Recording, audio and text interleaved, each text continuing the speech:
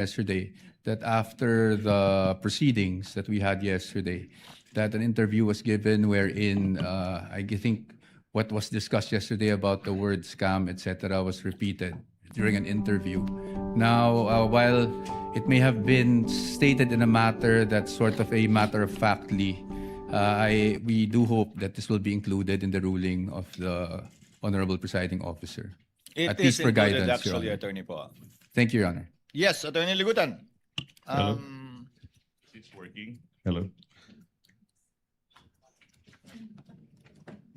You are recognized, sir. You may proceed when you're ready with respect so to much. your, shall It's I brief. call it, counter manifestation. It is brief, Your Honor. Thank you, Attorney Ligutan. You may proceed. A teacher, a lawyer, a rule on cross-examination, a Facebook post. How did we get here? Last August 12, before trial was adjourned, it was a Wednesday. Out of the blue, the defense made a manifestation, or should I say, a big issue of my Facebook post earlier that morning. My post reads, "A principle all lawyers and law students know by heart.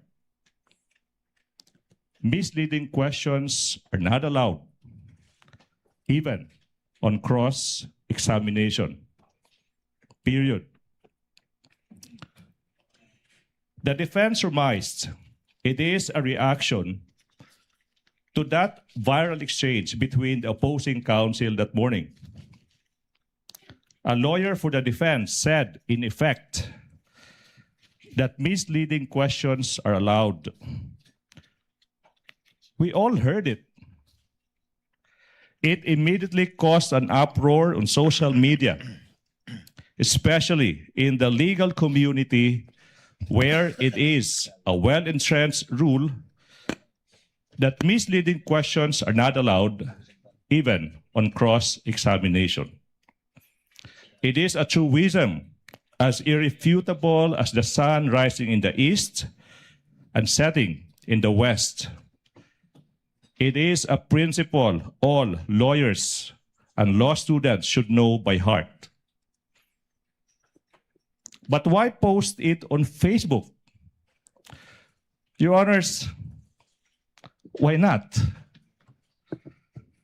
Yes, I am a lawyer. But more than just a lawyer, first and foremost, I am a teacher.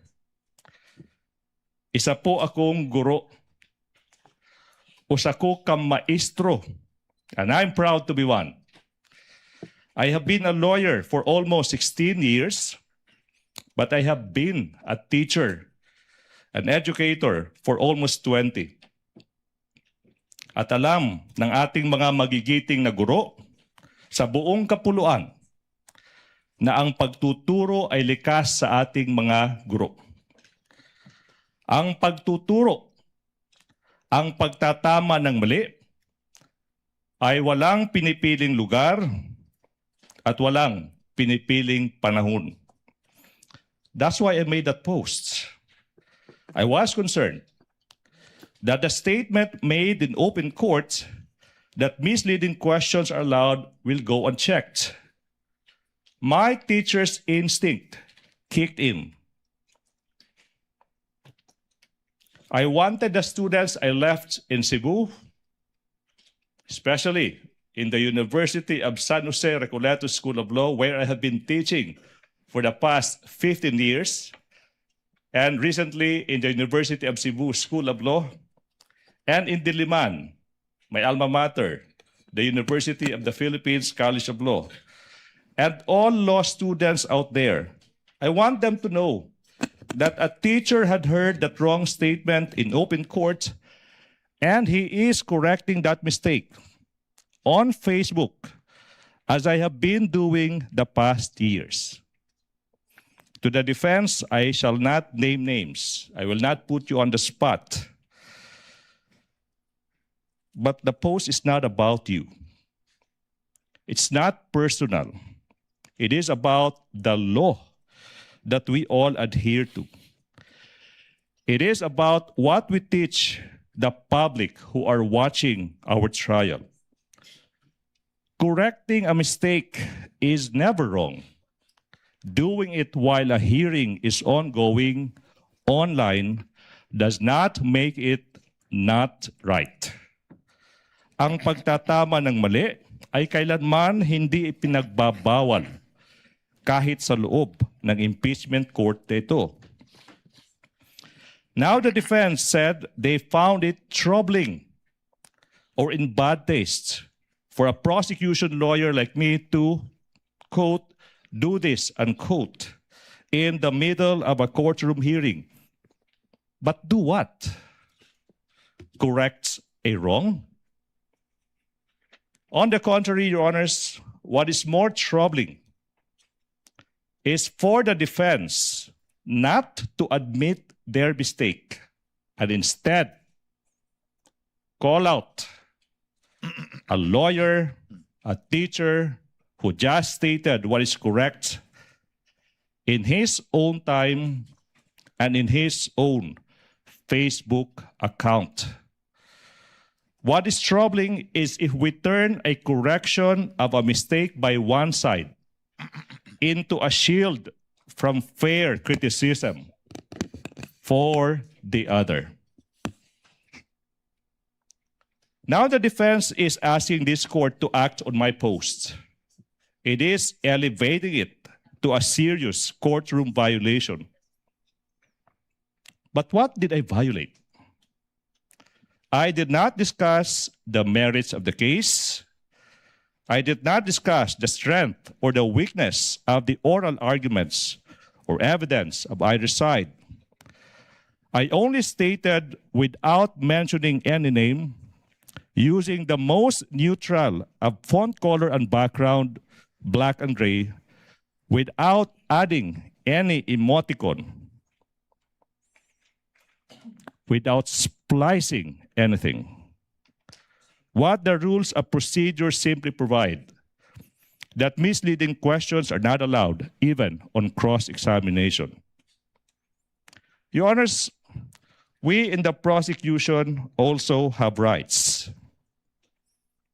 I, for one, did not surrender my freedom to teach and to enlighten when I decided to participate in this trial.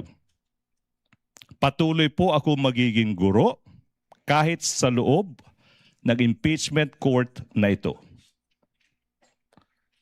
Lastly, Your Honors, the defense mentioned humility, that I should have been humble enough not to post that now viral statement. Your Honors, being a provinciano from Leyte, Samar, and Cebu, and coming from a middle-income family born without a famous family name, who had to compete for his spot in this capital, I know a thing or two about humility. The defense cannot lecture me on humility. If there's somebody who needs to be reminded about humility, it's them, the defense. It is the opposite of humility. It is pride, not to admit a mistake, or worse, call out someone who simply corrected that mistake. Good morning. That does not fall under my definition of brief, counsel, but we will take it nevertheless. For the record, before the chair makes its ruling on these matters, the TSN says, Attorney Kapunan, leading, and then she corrected herself, misleading questions are not allowed on cross. Attorney Ferrer, she said they are allowed. Now, the TSN cannot possibly cover the overlapping voices, if at all. So most likely what happened, although we will check the video, would be Attorney Ferrer commenting on the earlier statement that was corrected later on by Attorney Gapunan and changed, leading to misleading.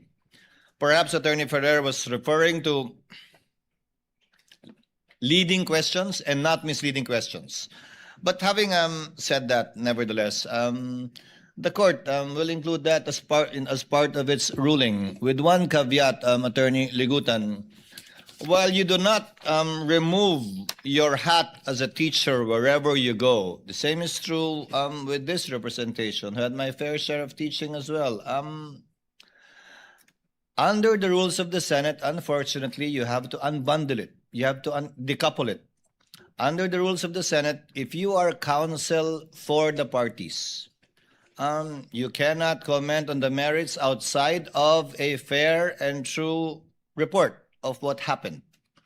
In this case, based on the TSN, I am not sure of the accuracy, given that the statements made were pertain to both leading and misleading questions.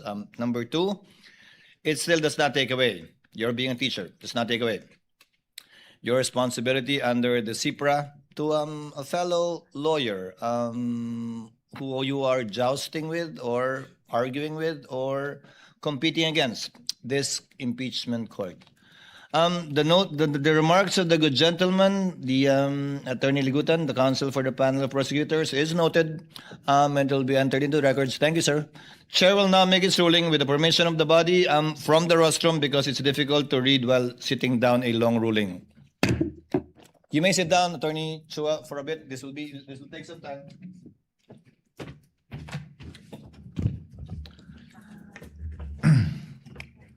With the permission of the senator judges, the chair wishes to address certain matters as it is necessary to protect the integrity of this trial. It has come to the chair's attention over time that public statements attributed to persons covered by the rules on impeachment, whether made in interviews or in social media, appear to concern the evidence, the credibility of witnesses, and issues pending before this court, which may fall within the prohibition under Rule 18 of this court. Although the immediate matter arose from statements and conduct involving respective counsel last August 12, it raises broader concerns affecting the impartiality, decorum, and integrity of the impeachment court.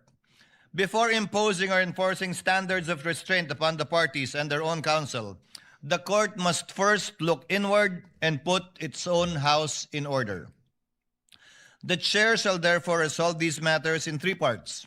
First, the duties of impartiality and decorum incumbent upon senator judges.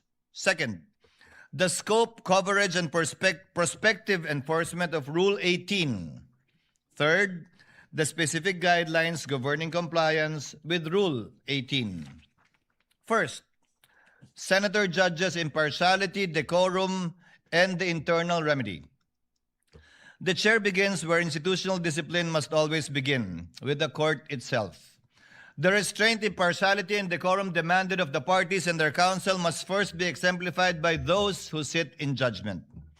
As senator judges, let us keep in mind our oath, quote, to do impartial justice according to the Constitution and the laws of the Philippines, close quotations. And the requirement under Rule 3 of the Rules of Impeachment to observe political neutrality, therein defined as, quote, the exercise of a public's official duty without unfair discrimination and regardless of party affiliation or preference. The chair likewise cites the relevant provisions of the 2025 Code of Judicial Conduct and Accountability, or CIPRA, on impartiality and the sub judice rule. Canon 3, Section 10 provides, quote, during the pendency of a case, a judge shall not knowingly make any comment in and out of court that could reasonably be expected or perceived to affect its outcome, impair the fairness of the process, or diminish the public's confidence in the court's impartiality. Canon 4, Section 24 provides, quote, a judge shall not engage or use any form of expression which tends to violate or has the effect of violating the sub judice principle, provoke or inflame divisive and contentious issues of public concern, or project an image not compatible with the dignity of their position. Taken as a whole, these principles remind us of our duty to preserve the impartiality of this court and the fairness of these proceedings. As the court said in People v. Court of Appeals, GR number 118882, this court has repeatedly and consistently demanded, quote, the cold neutrality of an impartial judge as the indispensable imperative of due process. Judicial proceedings are not orchestrated plays in which the parties are supposed to make motions and reach the denouncement according to a prepared script. There is no writer to foreordain the ending. Close quotation. Also in Berso versus Rabe, AM number RT 21010, a judge must not only be impartial, but must also appear to be impartial, as an added assurance to the parties that his decision will be just. Litigants are entitled to no less than that. For avoidance of doubt, this shall not prevent senator judges from examining the evidence where the examination belongs during the proceedings and on the record. The Supreme Court in People v. Gambor, GR 152183, said, the trial judge is accorded a reasonable leeway in putting such questions to witnesses as may be essential to elicit relevant facts, to make the record speak the truth. A judge may examine or cross-examine a witness. He may propound questions to test the credibility of the witness and to extract the truth. He may seek to draw out relevant and material testimony, though that testimony may tend to support or rebut the position taken by one or the other party. It cannot be taken against him if the clarificatory questions he propounds happen to reveal certain truths which tend to destroy the theory of one party. Taken together, Rule 17 and the Gambor case confirm that a searching question is not partial merely because the answer may aid one side or weaken the other. The prosecution and the respondent's counsel must be prepared to answer such questions. The inquiry must remain relevant, material, fair, and directed toward clarification of truth. It must not devolve into a speech, harassment, partisan advocacy, or an announcement of a conclusion already reached. The line is clear. Senator judges may test the evidence here under oath and on the record, exercising the cold neutrality of an impartial judge. When constituted as an impeachment court, the Senate does not cast aside the discipline of parliamentary practice, except where the specific rules on impeachment or the adjudicative nature of these proceedings require otherwise. The rules of the Senate establish parliamentary precedents and courtesies of the chamber continue to bind every member sitting as senator judge under Rule 34, Sections 93 and 94 of the Rules of the Senate. Deem acts or language that offend a senator or any public institution or third party to be unparliamentary and prohibit the use of offensive and improper language against another senator or public institution or third party. Henceforth, I hope senator judges shall refrain from unparliamentary remarks, personal attacks, imputations of improper motive, and other language incompatible with the dignity of these proceedings and of parliamentary courtesy to other people.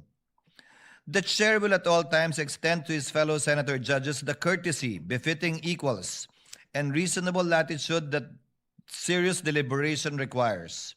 Differences in judgments and vigor in debate are to be expected and shall, as far as practicable, be met with patience, flexibility, and respect.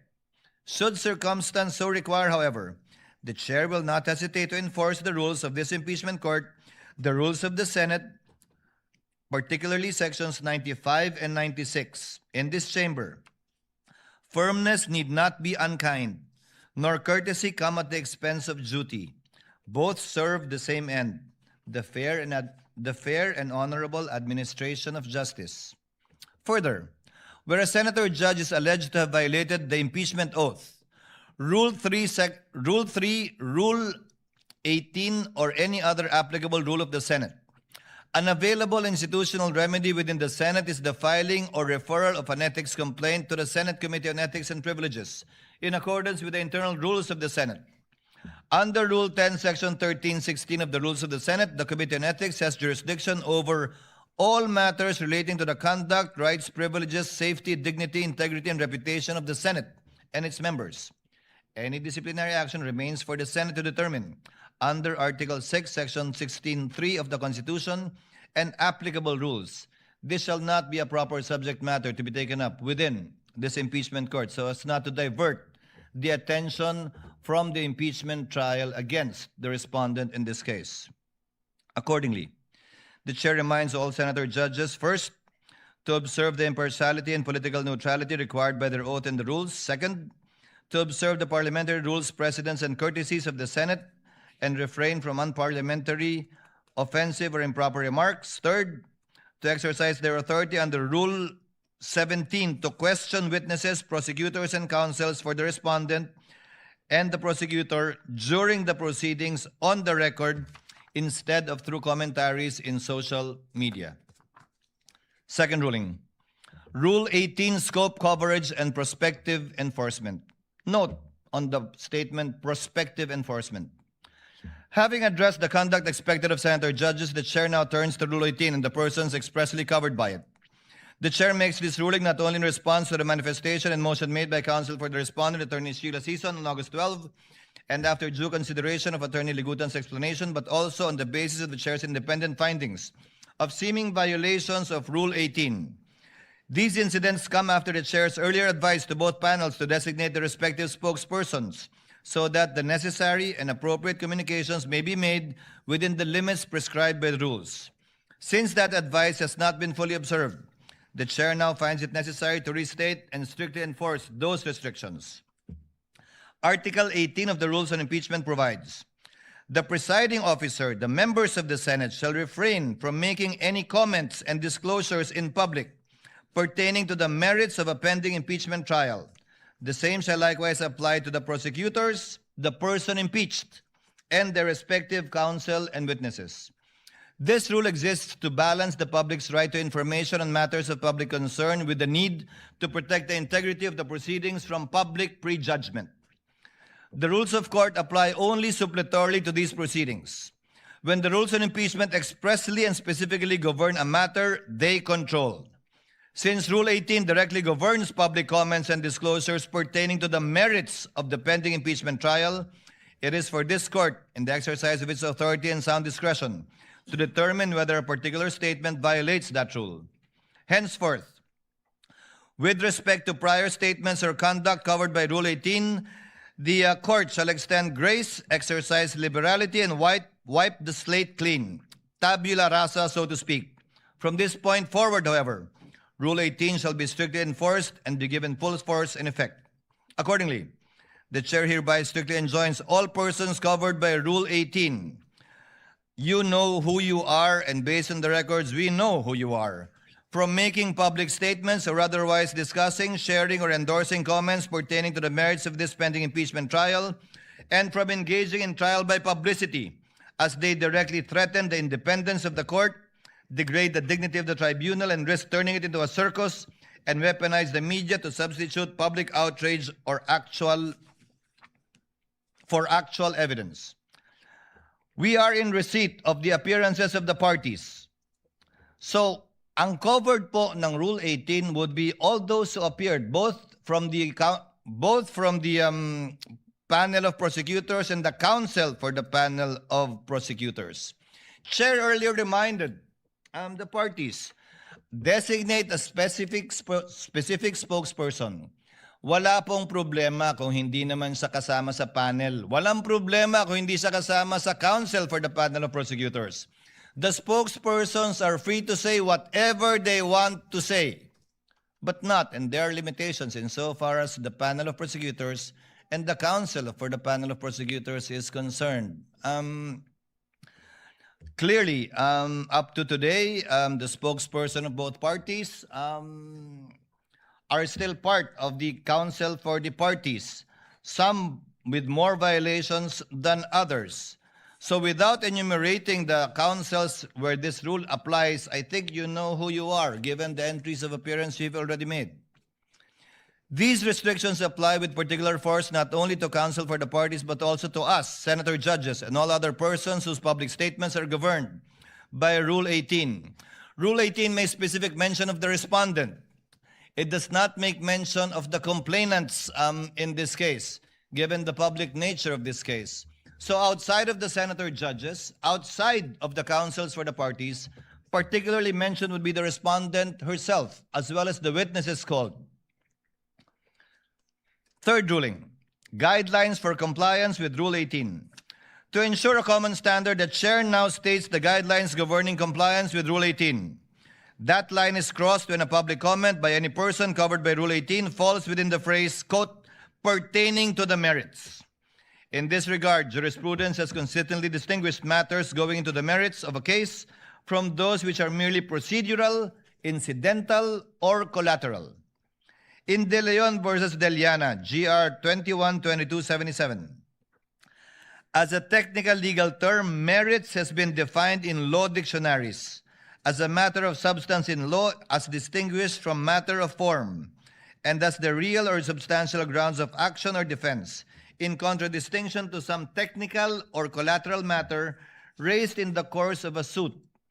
In Badoy versus Magdoza Malagar, AM number 220916 SC, comments on the merits of the case may refer to the credibility of witnesses, the character of the accused, the soundness of alibis offered, the relevance of the evidence presented, and generally any other comment bearing on the guilt or innocence of the accused.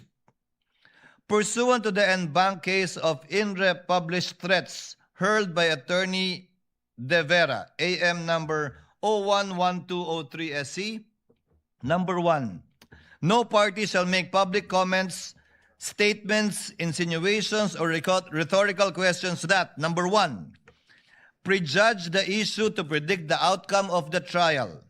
Number 2, question pending rulings. Number 3, substitute media pressure for evidence. Number 4, promote distrust and undermine public confidence in the court by creating the impression that the court cannot be trusted to resolve the case impartially and violate the right of the parties to have their case tried fairly by an independent tribunal uninfluenced by public clamor and other extraneous influences.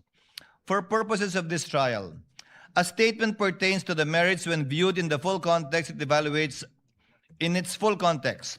It evaluates a disputed fact, the credibility of a witness, the relevance or probative value, weight, or sufficiency of a particular evidence, assessment as to the legal viability of an article of impeachment, or a substantive defense advocates a particular disposition of the charges or announces or forecasts the ultimate vote.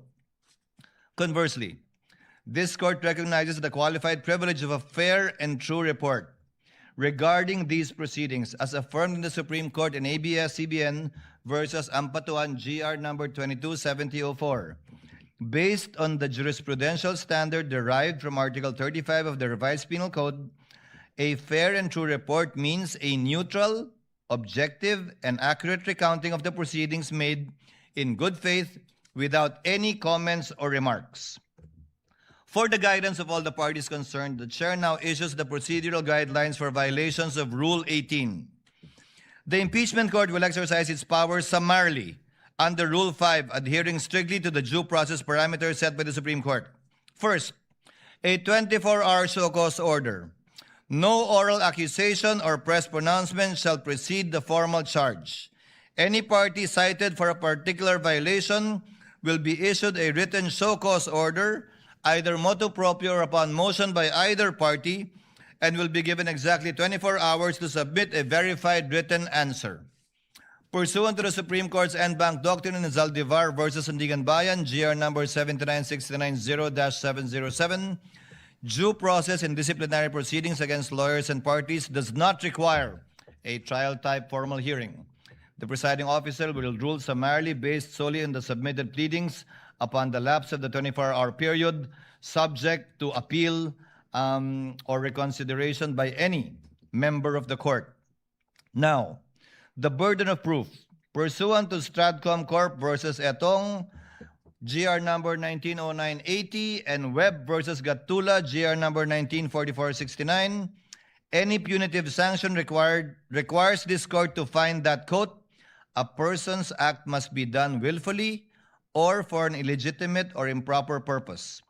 Thus, the good faith or lack thereof of the person being cited in contempt should be considered.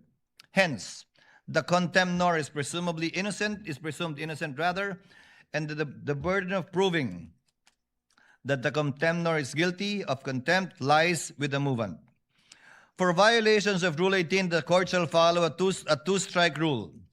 Violations will be met with a strict graduated penalty system. First offense, public reprimand and admonition. The penalty is a severe reprimand and stern admonition in open court, placed permanently on the record as a final warning. Second offense, a monetary fine. The penalty, pursuant to the prescribed ceiling under Rule 71, Section 7 of the court will impose a maximum statutory fine of 30,000 per violation, pesos that is. Furthermore, exercising the court's inherent case management powers under Rule 4, 5, 6, and 8 to preserve the orderly proceedings, the offending lawyer or party may also be subjected to a defined prospective restriction on speaking, objecting, or examining witnesses on the floor. Each subsequent violation of Rule 18 shall be punished the same way as a second offense, third, fourth, so on, with a fine of 30,000 pesos. In all cases wherein a member of the bar is concerned, independently, pursuant to the case of Inre Almacen, the certified incident record will be transmitted and formal referral will be made to the Office of the Bar Confidant, the Integrated Bar of the Philippines, and/or the Supreme Court for possible disciplinary sanction regarding the person's license to practice. The court also reminds respective counsels of the parties that CIPRA Canon 2, Section 19 prohibits lawyers to comment or publicize opinion pertaining to a pending proceeding in a manner that may cause prejudgment, sway public perception, influence the tribunal, or create a widespread perception of guilt or innocence. CIPRA likewise requires professional responsibility on the use of social media and prohibits the dissemination of false or unverified claims or disinformation. Rule 18 does not, by its terms, cover outside observers or spokespersons who are not counsels of record. Such persons, however, remain subject, when applicable, to the rules on indirect contempt, and if they are members of the bar, to the CIPRA. Counsel of record must litigate their respective causes before the court, not in the court of public opinion, through interviews, social media posts, or publicly generated, authorized, encouraged, or disseminated through surrogates. Counsel cannot have their cake and eat it too. They cannot invoke the authority of this court while simultaneously seeking to influence the proceedings through extrajudicial publicity. In fact, the chair has in its hands certain statements to cite as examples, without naming names, but you know who you are, who mentioned these quotes. Quote, hindi naman pinag-uusapan dito yung kontrata, pinag-uusapan dito yung banta. Yung banta, nakita nyo sa video, may nagbanta talaga at si Vice President yun, hindi ba? If this was stated by a spokesperson or any third-party observer, it would not have been a problem. But this was stated by a counsel of record. Actually, more specifically, one of the counsels for the private prosecutors.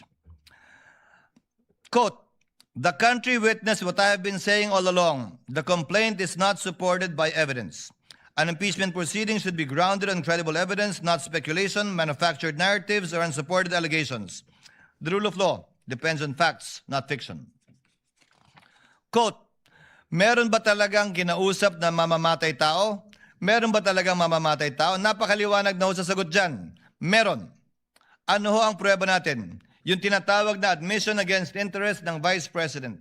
Again, to reiterate, if this was stated by any other party or person, not a member of the panel of prosecutors, not counsel for prosecutors, not the counsel for respondents, it would have been perfectly okay.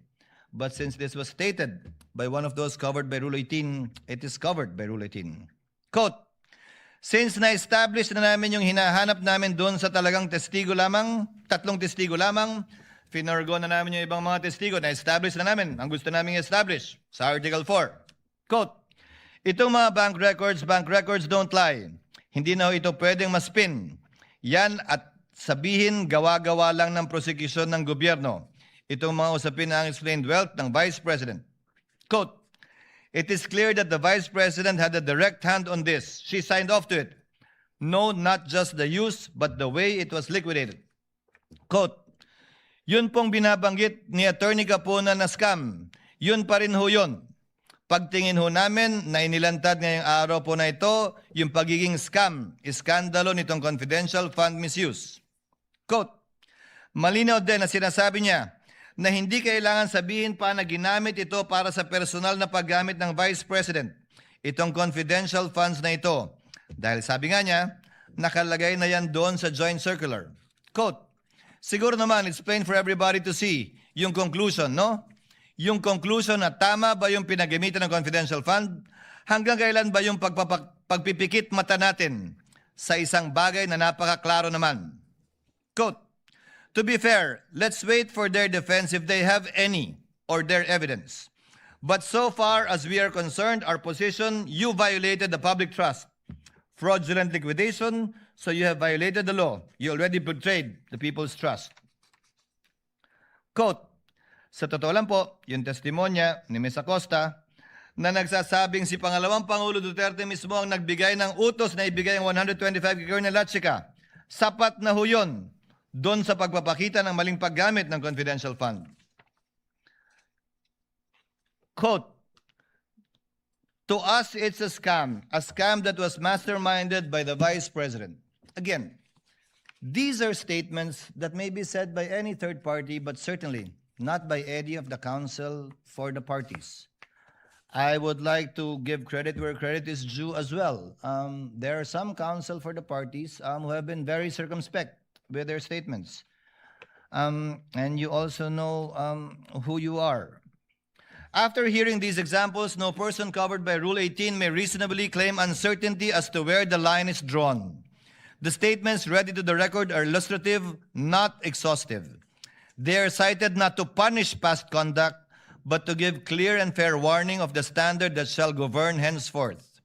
As the Chair stated in my opening statement, the discretion entrusted to this court will be exercised with a steady hand, liberal where justice permits, but exacting where fairness, due process, and the integrity of these proceedings demand. Consistent with that commitment, the court will strictly enforce the restraint required of counsel outside the courtroom, while ensuring that within the courtroom, counsel are afforded reasonable latitude to present their arguments, challenge rulings through proper channels, and advocate their respective causes fully and fairly. This discretion does not require counsel to remain silent within the impeachment court. The Supreme Court ruled in ABS-CBN Corporation versus Ampatuan, as earlier cited, that the court recognizes that lawyers may criticize the courts and their decisions, subject to the responsibilities they bear as officers of the court. Such criticism, however, must be legitimate, made in good faith, and directed toward the proper administration of justice. Rule 18 closes the avenue of litigating the merits through interviews, social media, and the court of public opinion. It does not close the courtroom to legitimate advocacy. If counsel believes that the ruling is erroneous, that a proceeding has become unfair, or that conduct affecting the trial requires correction, the proper course is to bring the matter before the court where it may be heard, answered, and resolved on the record. Rule 18 demands restraint beyond these walls. It does not command silence within them. This court will not close the door to trial by publicity. Rather, this court will close the door to trial by publicity, but it will keep the courtroom open to the disciplined advocacy where evidence is tested, error is corrected, and justice is done. Within these chambers, counsel shall be afforded reasonable latitude to present their theory of the case and vigorously test the evidence. Emotions may run high and frustrations may arise in the course of adversarial proceedings, but neither excuses a departure from the restraint and decorum expected of officers of the court. The case of Navarrete versus Court of Appeals, GR number 124245, mirrors the exact situation that has transpired before the court. Quote, with respect to the words swindlers, plunderers, stupid, and bastards, uttered by private respondent in the course of her testimony, we are inclined to disagree that such language is too ignominious and degrading for a lawyer to say to a fellow lawyer in the courtroom. In Baltao versus Falsis III, AC number 14443, the court said, while a lawyer is entitled to present his case with vigor and courage, such enthusiasm does not justify the use of offensive, abusive language. Language abounds with countless possibilities for one to be emphatic but respectful, convincing but not derogatory, illuminating but not offensive. The latitude afforded to counsel is not a license to substitute inflammatory, intemperate, or undignified characterizations for proof. Consistent with the chair's earlier ruling, the term scam, mastermind, modus operandi, as used during the past proceedings, stand stricken from the record. Counsel remain free to advance the factual and legal theories underlying their positions, but they must do so through evidence, reasoned argument, and court-appropriate language, not through expressions that prejudge disputed facts, attribute wrongdoing not yet established, cast offensive personalities upon others, or needlessly inflame the proceedings. Language uttered in the presence of the court that amounts to disrespect, offensive personalities, or misbehavior that obstructs or interrupts the proceedings may, when the applicable threshold is met, be dealt with as direct contempt under the rules on impeachment, with Rule 71, Section 1 of the rules applying suppletorily. Whether or not such language rises to the level of direct contempt, counsel remain independently bound by the CIPRA to observe courtesy and civility and the use of dignified language in all their professional dealings, even as adversaries. This brings the chair to the relevant provisions of the CIPRA independently of Rule 18, Canon 2 of the CIPRA requires every lawyer at all times to observe respect and courtesy in personal and professional dealings.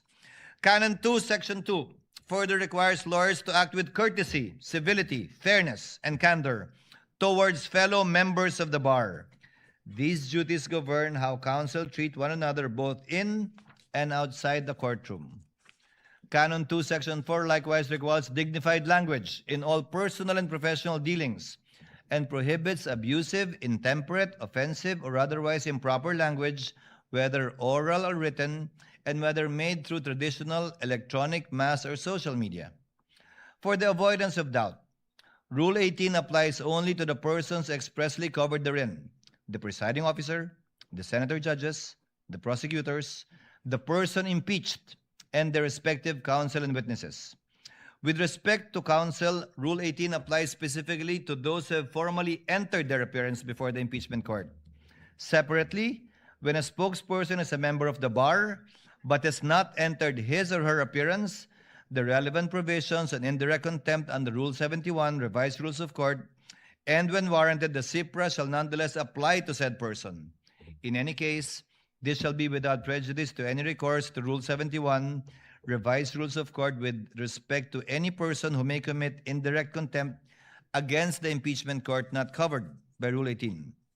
Accordingly, the chair hereby declares, number 1, directing all persons covered by Rule 18 to refrain from making, sharing, endorsing, or otherwise amplifying any public statement concerning the merits of the pending trial. Counsel for both parties are further directed to observe the applicable provisions of CIPRA. Number 2, reiterates the chair's suggestion that each party consider appointing a spokesperson who is not a member of their legal team, or if they are, for it to be clear to them that these rules shall apply to them, given that they are counsel for the parties strictly. If the parties elect to retain their current spokespersons, the Rule 18 shall be strictly applied as to them. The court further advises respective counsel that the violation of this order may carry a separate form of may carry consequences separate from contempt. Where the same conduct appears to violate CIPRA, the chair may direct the clerk to transmit the certified copy of the pertinent order, transcript, and records to the Supreme Court or the Office of the Bar Confidant for whatever action the Supreme Court may deem proper. Such transmittal is a referral, not a finding or penalty of professional discipline. Disciplinary jurisdiction over members of the bar still remain with the Supreme Court. Further, for avoidance of, again, doubt, a referral through the Office of the Bar Confidant shall not rest on an alleged violation of Rule 18 standing alone. Such referral may concern other conduct outside of Rule 18 unbecoming of a member of the bar. The chair then issues this final warning: on any willful disobedience of this order, it shall be dealt with accordingly henceforth. The ruling prescribes the standards governing future conduct and does not by itself adjudge any identified person guilty of contempt or liable for a professional violation. The chair closes with separate reminders to the prosecution, counsel for the respondent, and senator judges. To the prosecution, the primary duty of a public prosecutor is not to convict, but to see to it that justice is done. This duty is expressly stated in Canon 2, Section 31 of CIPRA, and echoed in Attorney Francisco versus Attorney Zuniga Lagman, AC 13035. The prosecution's object must therefore be the just resolution of the case, not victory at all costs. This obligation governs not only the evidence and arguments presented before the court, but also counsel's conduct outside of it. To the respondent and her counsel, the corresponding duty of defense counsel is not to secure an acquittal at all costs. In People of the Philippines versus XXX, GR number 245926, the Supreme Court reminded counsel for the accused of their fiduciary duty to provide competent, efficient, conscientious, and diligent representation. Under the same reason, counsel for respondent must faithfully protect their client's constitutional and procedural rights, rigorously test the prosecution's evidence, and hold the prosecution to the burden of proof governing these proceedings, while remaining within the bounds of the law, ethics, and the lawful orders of this court.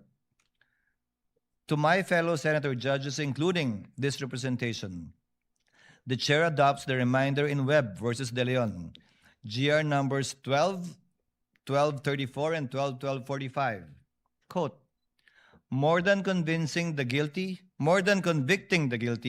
and acquitting the innocent, the business of this court is to assure fulfillment of the promise that justice shall be done and is done, and that the only way for this court to obtain an acquittal, from the bar of public opinion.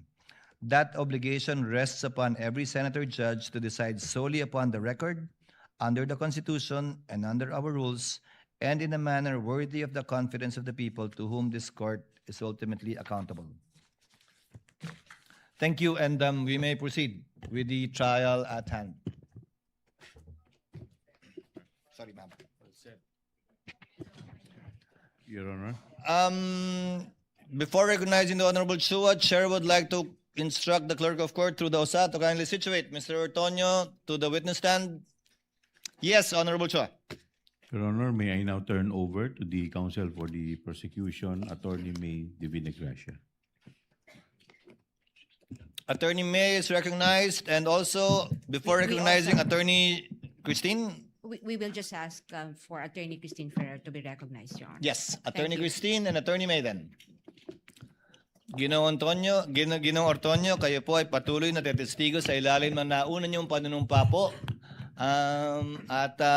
Kung saan nanumpa kayo magsasabi ng katotohanan at pawang katotohanan lamang. Naunawaan po niyan?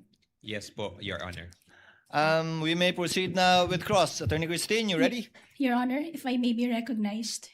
Yes, Attorney May. Your Honor, before the defense counsel proceeds with her cross-examination, the prosecution respectfully moves that the defense be directed to conduct its cross-examination in a non-leading question form, Your Honor. Yesterday, Your Honor, this honorable court declared Mr. Ortonio a hostile witness pursuant to Rule 132, Section 13 of the Rules of Court. And in so ruling, effectively, this honorable court also declared that the interest of this witness is aligned with the respondent. Now, Your Honor, the permission to conduct leading, the permission to propound leading questions on cross-examination under Rule 132, Section 10A of the Rules of Court rests solely on the presumption that the interest of the witness to be cross-examined is hostile or is adverse to the cross-examiner, making it difficult for the cross-examiner to put into the mouth of the witness words that he expects to be elicited. Now, that presumption, Your Honor, has already been overcome by the declaration of this honorable court. So what we expect, Your Honor, is merely cross-examination in form but not in substance. Because in substance, Your Honor, the cross-examination would effectively be like the respondent herself cross-examining, the respondent cross-examining or direct examining, conducting a direct examination of her very own Assistant Chief of Staff.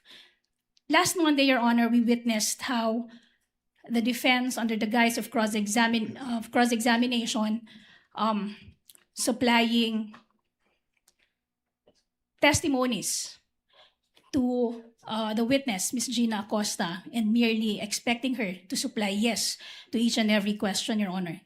And that is the very evil sought to be prevented by the rule against leading questions on direct examination. Your Honor, I understand before I'm lectured on the contents of the rules of court, I'm very much aware of what the rules of court provide. But I'm also very much aware, Your Honor, that under the rules of this honorable court, the rules of court is merely suppletory in application. And in fact, the presiding officer is granted leeway to rule on every matter of evidence. Comment, Attorney Christine. Yes, Your Honor.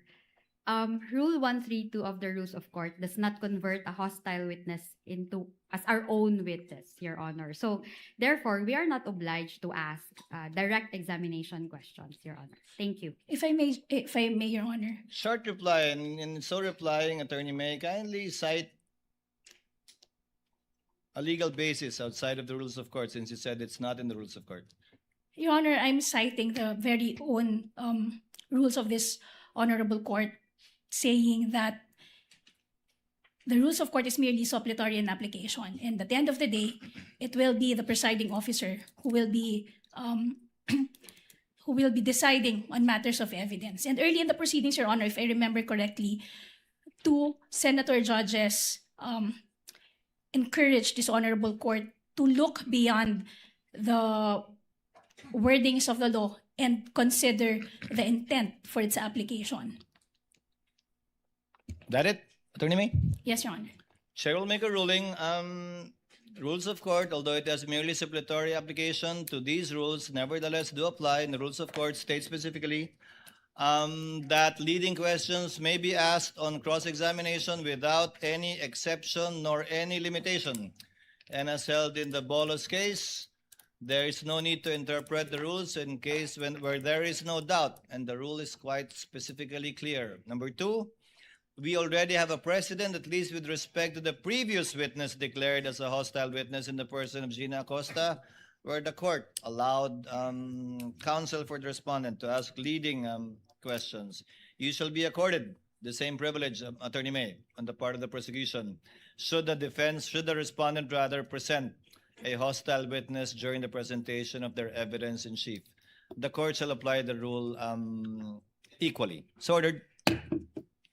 Thank you, Your Honor. You may proceed, Attorney Attorney Christine. Yes, Your Honor. When you're ready. Yes, Your Honor. Before I start with my cross-examination, just to put the record straight, Your Honor, when I said they are allowed, I was referring to leading questions, Your Honor, because the journal dated August 12, 2019 would show that I was indeed asking a leading question before Attorney Kapunan objected, Your Honor. So If we take a look at it, with all due respect, the objection was even improper at that time, Your Honor. So, but I want that issue to be closed. That was and- similarly pointed out by the presiding officer, counsel. Thank you, Your Sorry, Honor. sorry, Your Honor. Before I proceed, may my colleague be recognized, Your Honor? Attorney Of Capone. course, Attorney Lorna. Your Honor, please, first of all, I'd like to commend the presiding justice. Very clear. The ruling on sub judice is very clear, and we will take it with strict compliance, Your Honor.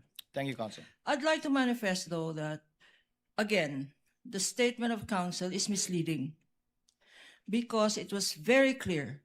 It was very clear, and the transcripts will show that the immediate phrase which led to my remark was not about leading, it was about misleading, Your Honor. If I heard it, if the whole legal profession heard it, if this courtroom heard it, if the outside audience heard it, then it must be, it is what it is. She had said misleading is allowed, and I responded to that, and I'd like that to be on record, Your Honor. Let us not mislead again this honorable court. Thank you. Your Honor, Without the chair already made a ruling earlier regarding this matter brought about by the lead counsel, in lieu of that, the chair will simply furnish the parties with a copy of the TSN, wherein, I will quote again for the record, for the last time, and then we proceed with cross. It's already 11. Attorney Kapunan, leading, misleading questions are not allowed on cross. Attorney Ferrer, they are allowed. This is what the transcript says, and it has no reference to Attorney Ferrer stating specifically that misleading questions are allowed. And perhaps the confusion arose with respect to the TSN, again, not being able to capture the perhaps overlapping statements made by both counsels, and we should leave it at that already, counsels, and move on. thank you, Your Honor. So, when you're ready, no more manifestations, Attorney Christine? None, Your Honor. We will Proceed just, to cross. Yes, proceed to cross. Attorney May, you shall be the counsel for the prosecution. Yes, Your Honor. Okay, you may proceed, ma'am, when you're ready.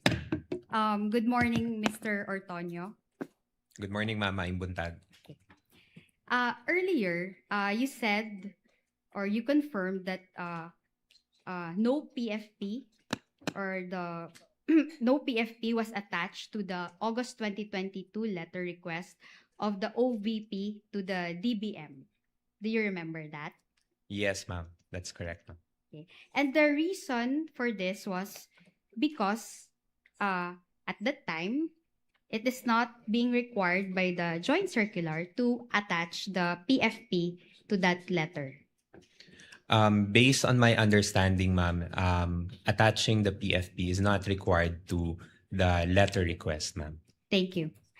Nonetheless, when the DBM asked for documents in response to that request, you complied and submitted documents, correct?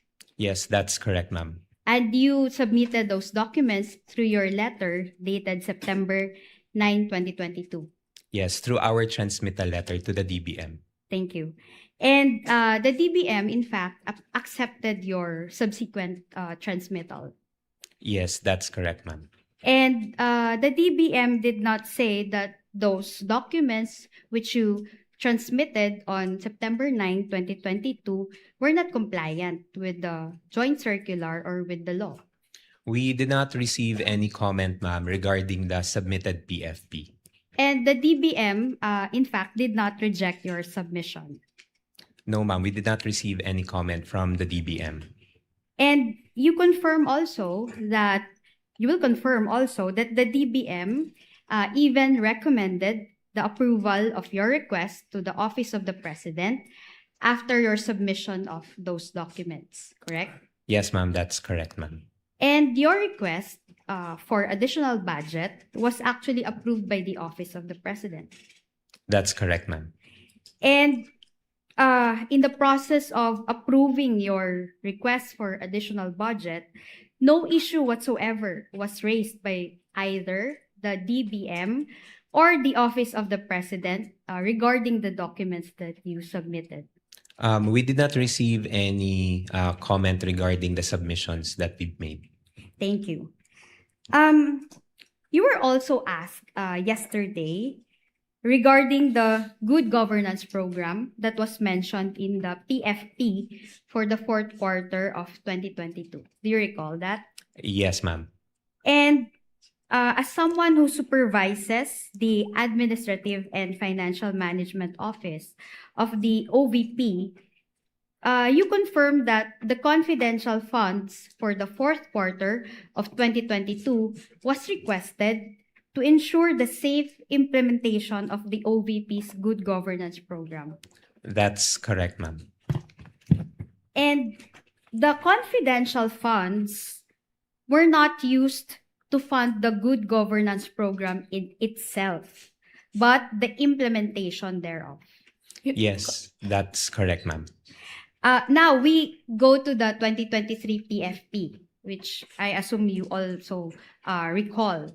The 2023 PFP indicated that the phrase socio-economic program delivery instead of good governance program. Do you recall that? Yes, ma'am. And the socio-economic program delivery is a program of the OVP for the 2023? Yes, yun po yung parang encompassing program title for all the projects of the OVP. For the year 2023? For the year 2023. Again, the confidential funds for the year 2023 were not used to fund the Objection. socio-economic program itself. This time, Your Honor, I will have to object. Not yet done, Your Honor, the Not yet. question. Yes. Kindly finish your question, Counsel. Yes, Your Honor. The confidential funds for the year 2023 were not used to fund the socio-economic program itself, but the safe implementation thereof. Your Yes, Honor, I will that's have to correct. For the Your Honor, we prosecution, would like to- before the witness answers, the answer of the witness is stricken off. Yes. Yes, Your Honor. The question, this witness, Your Honor, based on his answers yesterday, is incompetent to testify on that. Why do I say that, Your Honor? First, this witness admitted yesterday that it was the Vice President herself who requested the confidential funds. And second, Your Honor, he himself explained that he had no participation whatsoever in the disbursement of said confidential funds. So this witness, Your Honor, by his own admission, is incompetent to testify where the confidential funds were spent or what the confidential funds was spent on or were spent on. Quick reply, Your Honor. Yes. Attorney May. Yesterday, yes, the witness also testified that he is the Administrative and Financial Management Officer. Sorry, Your Honor. He is the supervising officer of the Administrative and Financial Management Office of the OVP, and that all budgets, as a general rule, are being approved by him, Your Honor. And he, in fact, participated in the request for the confidential funds in the year 2022, Your Honor. Your Honor, if I may just make a very quick rebuttal. Before the chair makes a ruling, yes. Your Honor, we've heard it straight from the horse's mouth. The statement of this witness yesterday was that was the general rule. Since that is merely the general rule, there are exceptions. And he also mentioned, Your Honor, that confidential funds is not among those funds that went through him. Your Honor, quick reply. We've dealt this too many exchanges already, counsels. If the witness knows, he may respond. And as you very well know, Attorney May, sometimes a hostile witness may give a different answer on cross, which is a proper subject matter for redirect, if ever, when your time comes. Witness may answer, yes, Mr. Antonio, you may respond to the question. Thank you, Your Honor. The way I understand the question is that the confidential funds was not used for any of the regular programs of the OVP under the socio-economic delivery programs for the 2023. So with that, sir, I can say yes, the confidential funds were not used for the purpose of the implementation of the socio-economic programs of the OVP in itself. And you know that information by virtue of your position, not only as the Assistant Chief of Staff, but also as the administrative but also as the Supervising Officer of the Administrative and Financial Management Office of the OVP. Yes, ma'am, that's correct, ma'am. Thank you.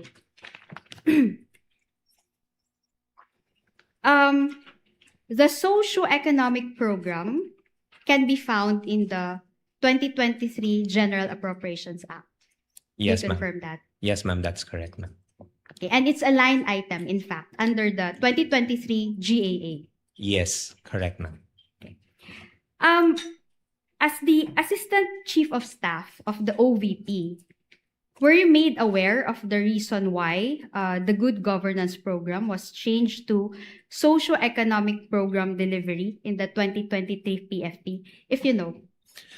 Based on my recollection, ma'am, there was a change in the term in the program title from good governance to socio-economic program in 2023 so that it encompasses parang mako-cover nung title ng program yung all of the projects of the OVP because because all the programs of the OVP addresses yung socio-economic concerns that the office would want to address. Thank you. Let's go to the AOMs and the notice of suspension. You testified that as the Assistant Chief of Staff, you drafted and signed the replies to the AOMs received by the Office of the Vice President for the fourth quarter of 2022, as well as the first to third quarters of 2023. Do you confirm that? Yes, that's correct, ma'am. And you also signed the OVP's response and supplemental response to the notice of suspension dated December 13, 2023, relative to the fourth quarter relative to the confidential funds for the fourth quarter of 2022. Do you confirm Yes, that? that's correct, ma'am. I'm one of the signatories. And because of that, you have studied all of the AOMs as well as the notice of suspension. Yes, that's correct, ma'am. The AOMs sought clarification on the liquidation documents of the OVP, correct? Yes. The AOMs and the notice of suspension did not contain the phrase, if you recall, did not contain the phrase misuse of funds, if you can recall. Based on my recollection, ma'am, I cannot recall. Your Honor, best evidence, original documents rule, Your Honor. Your Honor, and Well, I know the, Your Honor, I know the, Counsels, we can move on because before your objection, witness already said that he cannot recall. So move on, Attorney Christine. thank you, Your Honor. Okay, and in that, in those AOMs, can you recall if there was any finding of misuse of funds? Already asked and answered, Your Honor. I'm asking about findings, Your Honor. Witness may answer. She's asking about findings, counsel. Based on my understanding, ma'am, no misuse, ma'am, although there were certain clarifications that were made. Thank you. And the notice of suspension also does not contain any finding or findings on the misuse of funds. None that I can recall, just some clarifications, ma'am. Thank you. And the AOMs and the notice of suspension were not final findings of the COA-ICFAO when it comes to the confidential funds of the OVP. Do you confirm that? Yes, ma'am. That's my understanding, ma'am, na once we receive the AOMs, we are given the opportunity to send our comments. Thank you.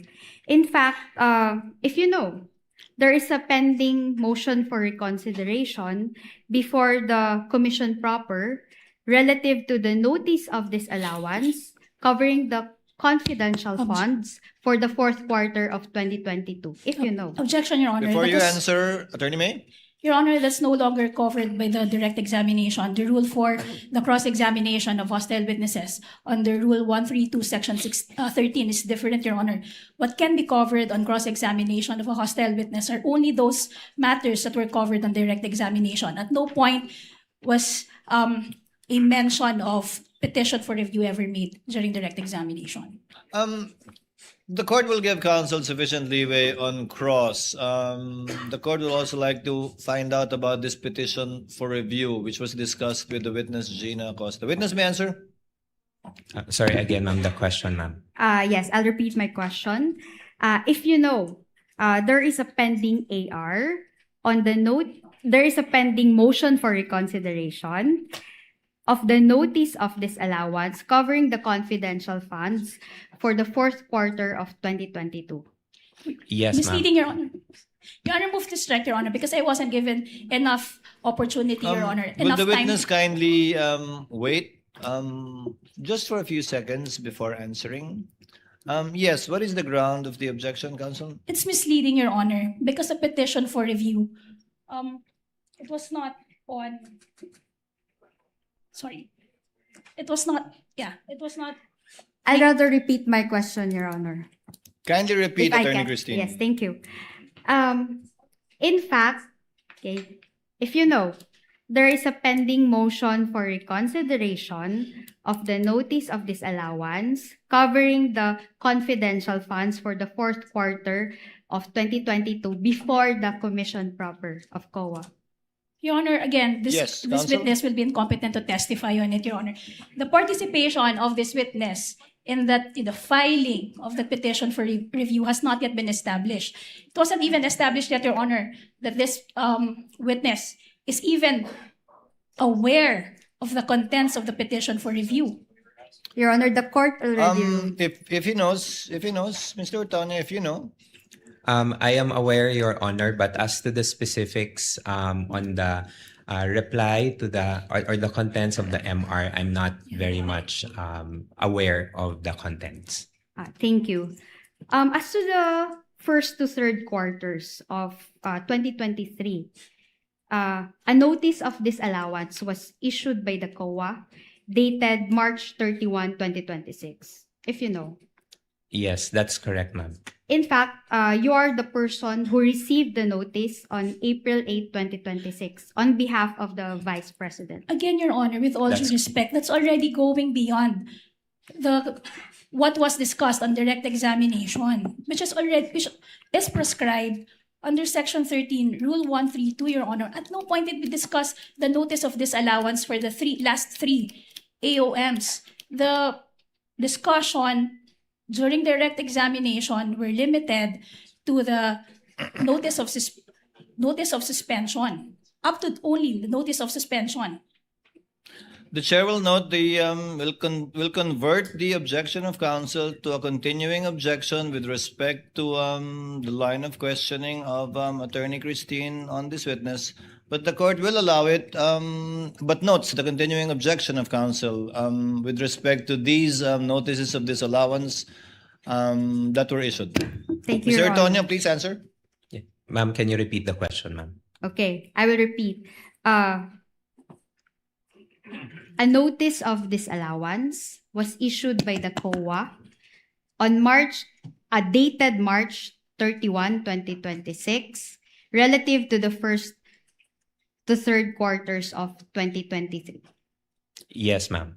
And you are the person who received the notice of disallowance on April 8, 2026 on behalf of the Vice President. Yes, ma'am. I received the document on behalf of the Vice President as the Assistant Chief of Staff. Okay, thank you.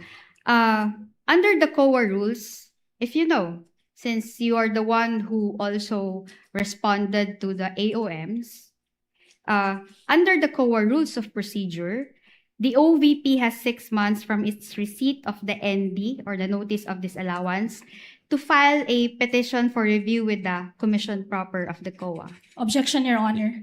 This witness will be incompetent. Unlike the joint circular, Your Honor, which he specifically mentioned in his replies, Your Honor. There was no mention whatsoever of the COA rules in any of his replies.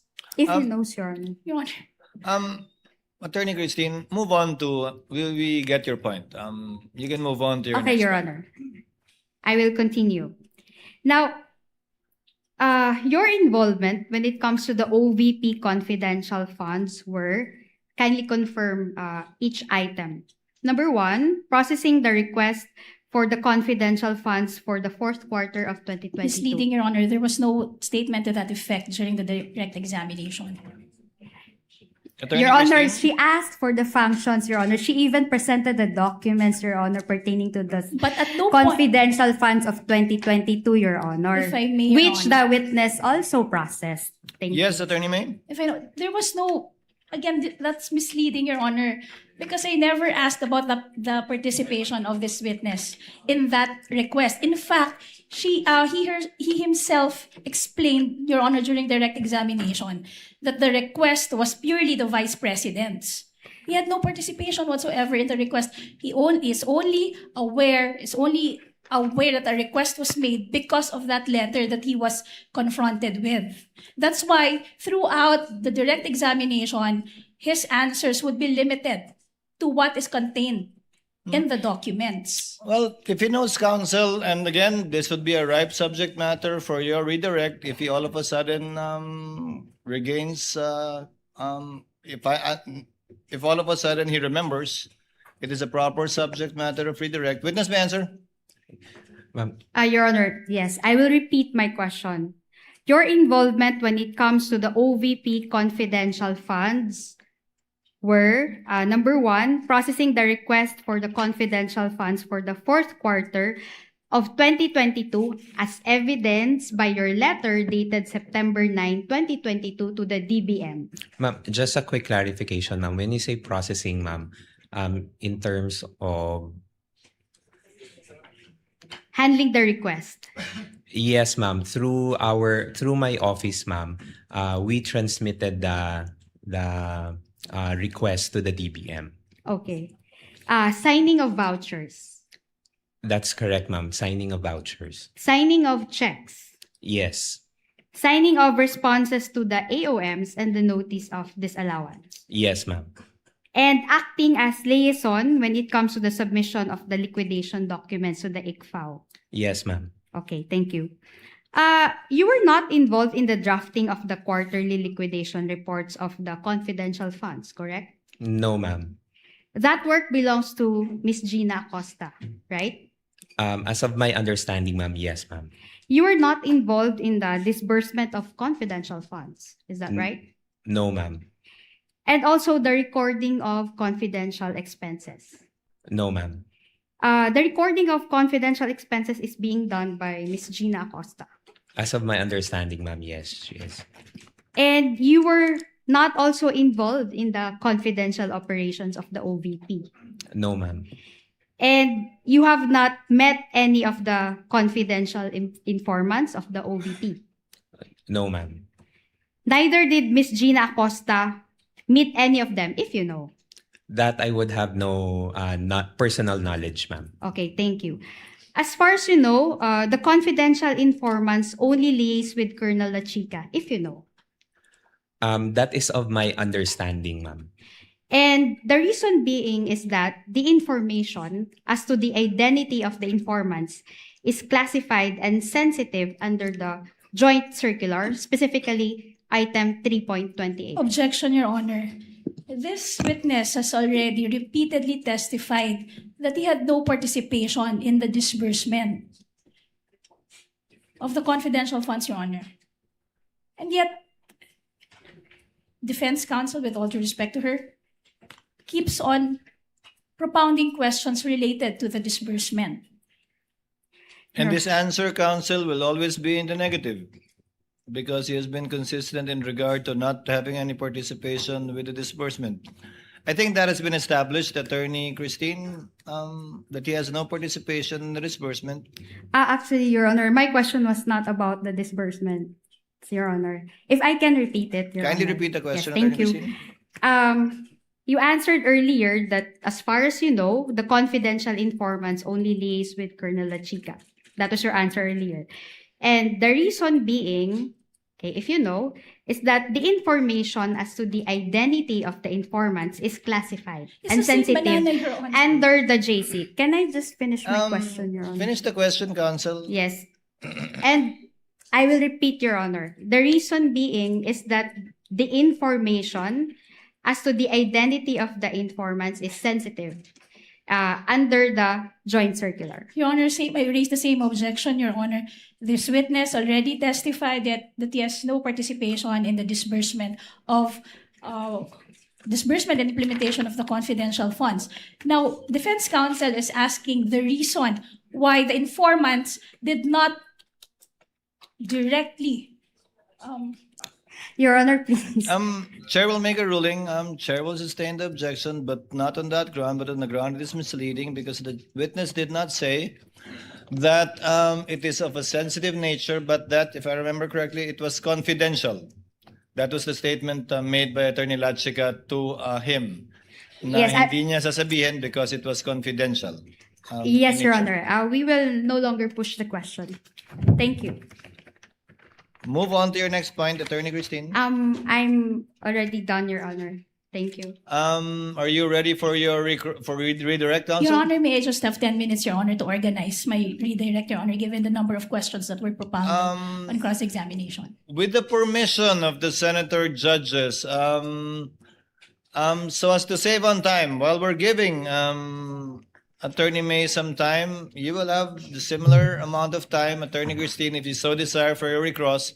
I will, in the meantime, allow senator judges to interject in the interregnum to save on the court's time. I can see the hand of Senator Soto. Anika, can you, after Senator Soto, can you list the rest? Chair recognizes Senator Judge Soto for his interjection. You may proceed, sir. You have 2 minutes. Thank you, Mr. Presiding Officer. It's actually just one question to Mr. Ortonio. And this is out of my curiosity. Earlier, you confirmed that all admin and finance matters dumadaan sa'yo. That's correct po, Your Correct. Honor. Also, you said that you were the head of HR in Davao, LGU. That's correct po, Your Honor. Correct. In this regard, I'm sure you would know, what is the employment status of Colonel Lachica in the office of the Vice President? Colonel Lachica po is the group commander of the VP-SPG, and he is not an employee of the OVP, but he has an order coming from the AFP designating him as the group commander for the Vice Presidential Security and Protection Group. Therefore, designation. There You're is an saying he is not employed. He does not have any employment status in the office of the Vice President. Yes po, Your Honor. Well, that's all I wanted to know, Mr. President. Thank you. Point well taken, Senator Judge Soto. Next to interject is Senator Erwin Tulfo. You may proceed, sir. You have 2 minutes. Thank you, Mr. Presiding Officer. Ginoong Testigo, nabasa niyo po ba na mabuti at naintindihan ang nilalaman ng Joint Memorandum Circular, sir? Good morning, sir. Yes, Your Honor, I was able to read it, and based on my understanding, I was able to understand the contents of the JMC. Nung kayo po ay pinadalahan na ng Notice of Disallowance ng COA, nabasa niyo rin po ba kung bakit kayo po pinadalhan ng Notice of Disallowance? Kailangan niyo pong sagutin yung kanilang AOM. Yes po, for the 2022 and 2023. 2022. So naintindihan po ninyo na sinasabi doon ng COA na while confidential funds allow for the payment of rewards to civilian information, yung COA po has ruled that this cannot be structured as broad distribution of medicines, food, grocery packs, or household goods. And that kung ito po ay reward, dapat po specific targeted financial payouts lamang po at hindi po pwedeng ibili ng mga gamot o ng mga upuan bilang reward. Naintindihan niyo po ba yun? Sir, based on my understanding, sir, that is the initial observation coming from the COA, and we were able to provide comment on that on our replies. Tama. Pero alam niyo po ba ng Office of the Vice President is a civilian office? Ibig sabihin, hindi po sila military, therefore, hindi po sila maaaring mag-possess ng formal national security or law enforcement mandate. Sabi po ng COA guidelines, sir, again, specifically, the operational intelligence gathering is the domain of military, police, and specialized enforcement bodies. Hindi po kasama ang VP, PSPG po roon. Did you know that? Sir, based on my understanding, sir, sa pagkakaintindi ko po sa JMC is that the confidential funds is allowed for civilian agencies, sir, and in coordination with the different law enforcing agencies. Yun po yung pagkakaintindi ko Yun po ang pagkakaintindi ho ninyo. Pero iba po yung sinasabi po ng COA sa inyo. Kaya po kayo may notice of disallowance. Kaya po sinasabi ng COA at ini-issue po sa inyo formal notice of disallowance na 73.3 million ng OVP December 2020 to confidential spending. Yung po ang dahilan na major reason for this allowance was the 24.93 million pesos spent on medicines and 34.857 million spent on various goods were improperly categorized under the guise of intelligence rewards. Alam niyo po ba yun? Kaya pinadalhan po kayo ng COA, sir. Sir, based on what I can recall po, sir, on the notice of disallowance that was sent to our office, what they required, sir, was that the submission of an intelligence report to support the payment of those rewards. So yun po yung pagkakaintindi ko regarding sa letter. So nakita po ninyo na may problem, sir. May problem. Kaya kayo pinagpapaliwanag. There is an issue po, sir, that we needed There's to an comply. issue. Okay. Panghuli na lamang, Mr. Presiding Officer, one last question. So, sino po You may mga proceed. nag-invento at saan galing yung mga alias po na yun? Is that only Colonel La Chica o sa grupo ninyo, sila Chippy McDonald, sila Pusa, Aso, etc. May sila Pagong. Who invented those? Sir, I do not know, sir. Number one, sir, I cannot answer, sir, if invented, sir. But as to the AR, sir, I cannot provide information, sir, because I do not have any participation in the implementation of the confidential activities. Thank you, Mr. Witness. Presiding Officer, thank you, sir. Thank you very much, Senator Judge Erwin Tulfo. Senator Judge Pangilinan is recognized. You have 2 minutes, sir. You may proceed when you're ready. Maraming salamat. Magandang umaga, Ginoong Ortonio. Good morning, sir. Yes. Pwede nyo bang ipaliwanag yung naging proseso, no? Dahil base sa testimonya ni Acosta, ni Ginang Acosta at sa inyo, yung testimonya nyo. From December 2022 to September 2023, a total of 122 million pesos in cash was distributed to perhaps hundreds of informants after doing surveillance work, was given rewards, and they purchased medicines. Tama po? Based on the information that was shared to me by the security officer, That's sir. correct. Yun yung nangyari. Based on the information, sir. Bakit gamot? Would you know?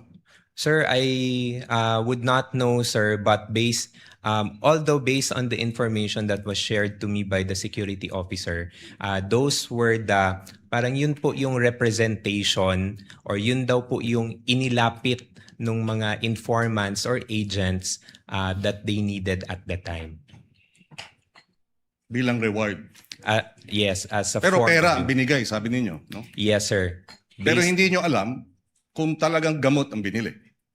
I would have Dahil- no idea, sir, on the implementation, sir. Dahil walang resibo. Acknowledgement receipt meron. Acknowledgement receipt, sir. You were head of the BAC, no? Bids and Awards. Bids and awards. So committee, familiar sir. ka, pagka regular purchases, dapat may bidding ang medicines. Correct, sir. Di ba? Yes, sir. So, kung yun ang pinaliwanag sa'yo, sa loob ng 9 na buwan, hindi mo ba tinanong o hindi mo ba sinita na dapat pagka medicines, dapat bidding. Kasi ako ang head ng Bids and Awards. Alam ko yan eh. Sir, I was only made aware of the concern regarding the medicines and food supplies, sir, when the AOM, when we received the AOM, which was around October of 2023, sir. So that was parang almost 9 months after the 2022 na implementation for the confidential funds. Okay. So, hindi mo alam kung bakit gamot, no? Sinabi lang sa'yo, no? Pero bilang in charge ng financial services, yun na nga, hindi mo rin talaga alam kung yung 122 million ay gamot ang binili. For that purpose, sir, I would have no personal Yes. knowledge, sir. At sa usapin naman ng supplies, sabi, purchase of supplies. Anong supplies yun? Would you know?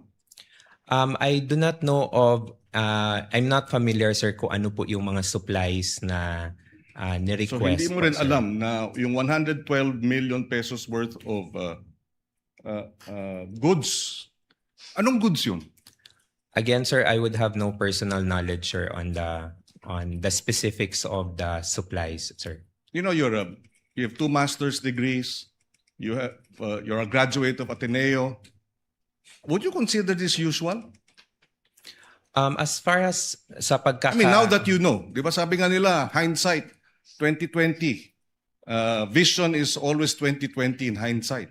So ganitong para sa surveillance, binigyan ng gamot na 122 million, yung mga informant, sila na lang daw ang bibili ng gamot. Is this usual? In terms of using government funds? And you being a BAC head? Based on my understanding po, sir, at saka sa pagkakaintindi ko po, sir, it went through the the process that is allowable by law. So It's usual for you. It's Um, usual. That's just my question. Do you find this usual? And you say yes or no. So you find this process na medicines ang binibigay bilang reward sa mga informant, pero hindi medicines, pera, sila bibili ng medicines, 122 million in a period of 9 months. For you, that's usual. Kung sa pagkakaintindi ko po, sir, and based po sa understanding ko po sa JMC, sir, I would say so, sir. Okay. No further questions at this time, sir. Thank you. With the permission of the next in line is Senator Judge Tulfo, but with your permission, Honorable Tulfo, thereafter, Senator Villanueva, the Senate President, Senator Rivera, Senator Lacson. The 10 minutes of Attorney May is up. Attorney May, can you now proceed with your redirect? Again, without prejudice to Attorney Christine asking for a similar time for her recross, should she require it? Good morning Attorney, ulit, you may Mr. proceed when you're ready. Good morning, Mr. Antonio. Good morning, ma'am. Okay. Kanina, on cross-examination, sinabi mo na sa pagkakaalam mo, hindi required na i-attach ang PFP sa request for confidential funds. Tama ba? Yes po. Okay. Now, may we confront you with Section 3.24 of the Joint Circular 2015-01. Can you kindly read it for may the approach record? and show the witness the JC 2015-01, the relevant provision thereof.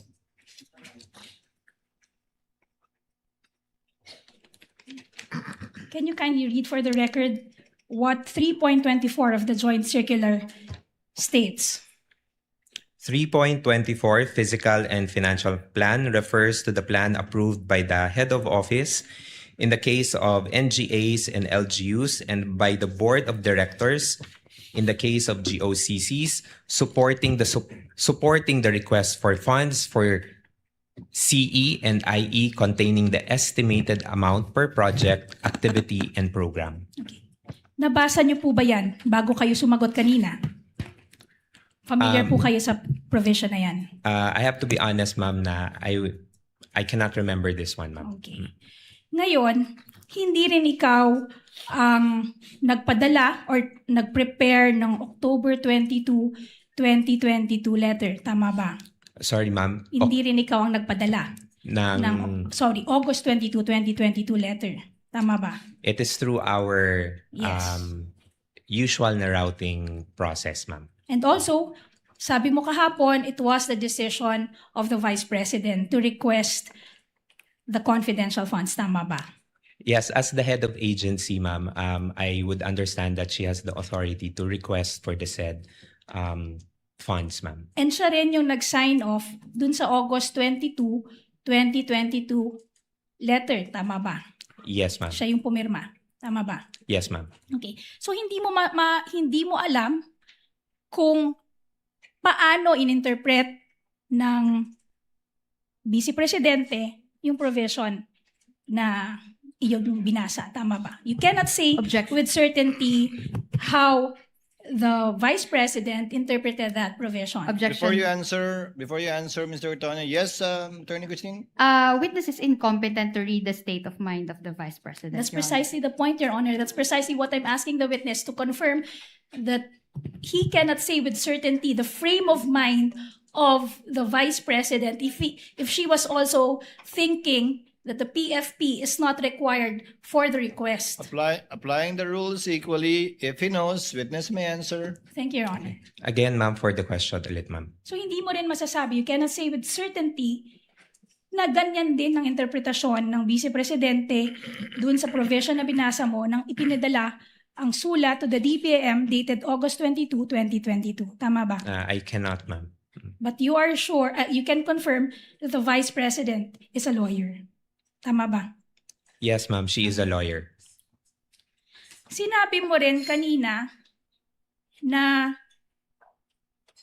yung confidential funds, to your knowledge, hindi lang to ginastos sa regular programs ng good governance. Tama ba? Ma'am, what I meant, ma'am, is that Sorry, Mr. Tony, let me just clarify. Sinabi mo kanina na to your knowledge, yung confidential funds were not spent on the regular programs under the good governance program. Tama ba? that's correct, ma'am. Yan din yung sinabi mo para sa socio-economic delivery programs. Ang sabi mo, yung confidential funds hindi ginamit sa regular programs ng socio-economic delivery programs ng OVP. Tama ba? That's correct, ma'am. Pero you will confirm na yung sa PFP, hindi naka-indicate na the confidential funds will be used not for the regular programs of the good governance program of the OVP. Tama ba? Walang qualification dun sa PFP. Tama ba? Ang nakalagay lang doon, good governance program. Yes, ma'am. Based on the document that I Yes. saw, ma'am, it only indicated the program titles. Okay. Tama. So, hindi naka-indicate doon na gagamitin ang confidential funds para sa programa other than the regular programs under the good governance program. Tama ba? Yes, ma'am. The same is true for the 2023 PFP. Ang nakalagay lamang doon, socio-economic delivery. Walang qualification. Tama ba? Based on the document that was Yes. presented, ma'am. Hindi rin sinabi na the confidential funds for 2023 ay gagamitin for programs other than the regular programs of the socio-economic delivery programs of the OVP. Tama ba? Sorry, ma'am. Can you repeat the question, ma'am? Hindi To be rin clear. sinabi sa PFP for 2023 that the confidential funds of the OVP will be used for programs other than the regular programs under the socio-economic delivery program of the OVP. Based on the Yes. document, ma'am, it does not specifically indicate. Okay. And you would confirm that the seeming confusion would have been avoided had the Office of the Vice President only indicated the specific programs under both the good governance programs and the socio-economic delivery programs in the PFP. Tama ba? Objection. What is the ground? Attorney Speculative, Your Honor. Your Honor, again, a question does not The witness is smart enough. Mr. Otonyo, you may answer if you know. Can you repeat the question, ma'am? the confusion would have been avoided or would have been averted, maiiwasan sana ito kung yung OVP nilagay doon sa dalawang PFP for 2022 and 2023 yung specific each and every program that will be funded by the confidential funds for Objection. both years. Tama ba? Objection, Your Honor. So What's the already ruled objection, upon, Your Attorney Honor. Christine? The witness did not say there was a confusion, Your Honor. That was misleading. I didn't say, Your Honor, that this witness mentioned But her question says, so the confusion should have been avoided, Your Honor. The question is misleading. because, Your Honor, there was an inconsistency, Your Honor. Earlier, She is interpreting and making conclusions out of the answer of the witness, Your Honor. Attorney May, kindly reform. Yes, the witness did not say that he was confused. okay. Reform, you can get to the same point. Throw another way. Okay. So, Mr. Ortonio, kung nilagay yung each and every program that will be funded, stinate doon sa dalawang PFP, yung particular programs na paggagamitan ng confidential funds, wala sanang question kung saan ito ginamit. Tama ba? Objection, Your Honor. Same objection, Your Honor. Actually misleading kasi wala sanang questions. He did not say that there were questions on Then the I will confidential. drop the sana, Your Honor. Mr. Ortonio, if I may, counsels, Mr. Ortonio, bakit hindi nilagay doon sa PAP yung particular ng good governance at socio-economic program at hindi ito bahagi doon sa original o regular na budget ng OVP? Sa Sir, pagkakaalam mo. thank you, Your Honor. On the question, sir, on kung bakit hindi nilagay, sir, I would have no personal knowledge, sir, on why, since the document was prepared by our special disbursing officer. Sa paggawa ng sagot sa OEM, sa palagay mo ba kung nilagay niya yon, hindi na masasama sa OEM, sa AOM yon? Based on my understanding, sir, it could have helped, sir, to clarify. Okay. Your witness, counsel? Okay. Mr. Ortonio, yesterday and today, paulit-ulit mong sinasabi na wala kang participation sa disbursement and implementation of the confidential funds. Tama ba? Yes, ma'am. So hindi mo rin alam kung talagang saan ginamit yung confidential funds, kung anong programa dinisburse ito. Tama ba? Objection. Objection, Your Honor. What is the ground? Not Attorney covered by Christine? the cross. Let's give her sufficient leeway, counsel. This is one of the questions in the minds of the senator judges. Just to clarify, you may answer it, Mr. Ortonio. No, I would not have any personal knowledge. So hindi mo rin alam, based on your personal knowledge, na yung confidential funds ay hindi ginastos sa regular programs under the good governance program. Tama ba? Kasi wala kang, sabi mo, wala kang participation, wala kang personal knowledge kung saan dinisburse yung confidential funds. Tama ba? Based on my understanding, ma'am. Wala ka ring personal knowledge kung paano in-implement ang confidential funds. Tama ba? Yes, ma'am. So hindi mo rin masasabi, based on your personal knowledge, na yung confidential funds ay ginastos sa mga programa other than the so-called regular programs of the good governance program. Objection, Your Honor. What is the ground, Christine? Misleading, Your Honor. The witness did not say that the confidential funds were spent on the good governance programs of the OVP. That was not the point, Attorney Christine. Witness may answer. If the presiding officer may, Mr. Ortonio, kung wala kang personal na kaalaman kung paano ginastos yung confidential fund, edi wala ka ring personal na kaalaman kung ginastos sa regular na programa ng OVP yung confidential fund. I do not have any personal knowledge, sir, on how the confidential funds was At implemented, all. sir. Kung saan napunta yon, wala kang alam. No, sir. Kung napunta man sa tama o mali, madumi o malinis, wala kang alam. I would have no personal knowledge, sir. Okay. Your Earlier, witness, counsel. tinanong ka din, bakit nag-change yung program, the PPAs, for the 2023 PFP? When I say PPAs, I'm referring to the projects, plans, and activities. Tinanong ka kanina kung bakit yung programs, plans, and activities under the 2023 PPA naging Socio-Economic Delivery Program na dati under the 2022 PFP, ito ay Good Governance Program. Tama ba? Yes, ma'am. Yes. The Yes. way I understand the Wait. question, ma'am. Wait lang. Ito yung tanong, Mr. Ortonio.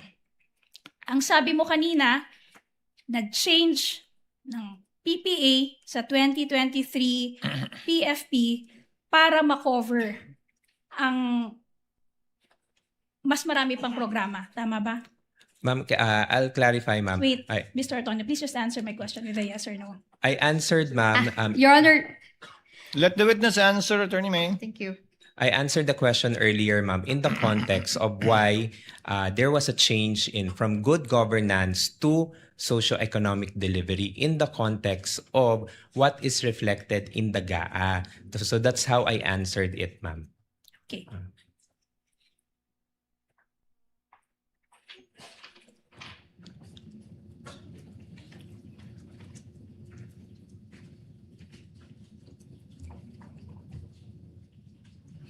Pero you will confirm na wala ka ring participation dun sa pag-identify, sa pag-prepare ng PFP. Meron ka bang participation? For the PFP, ma'am, no.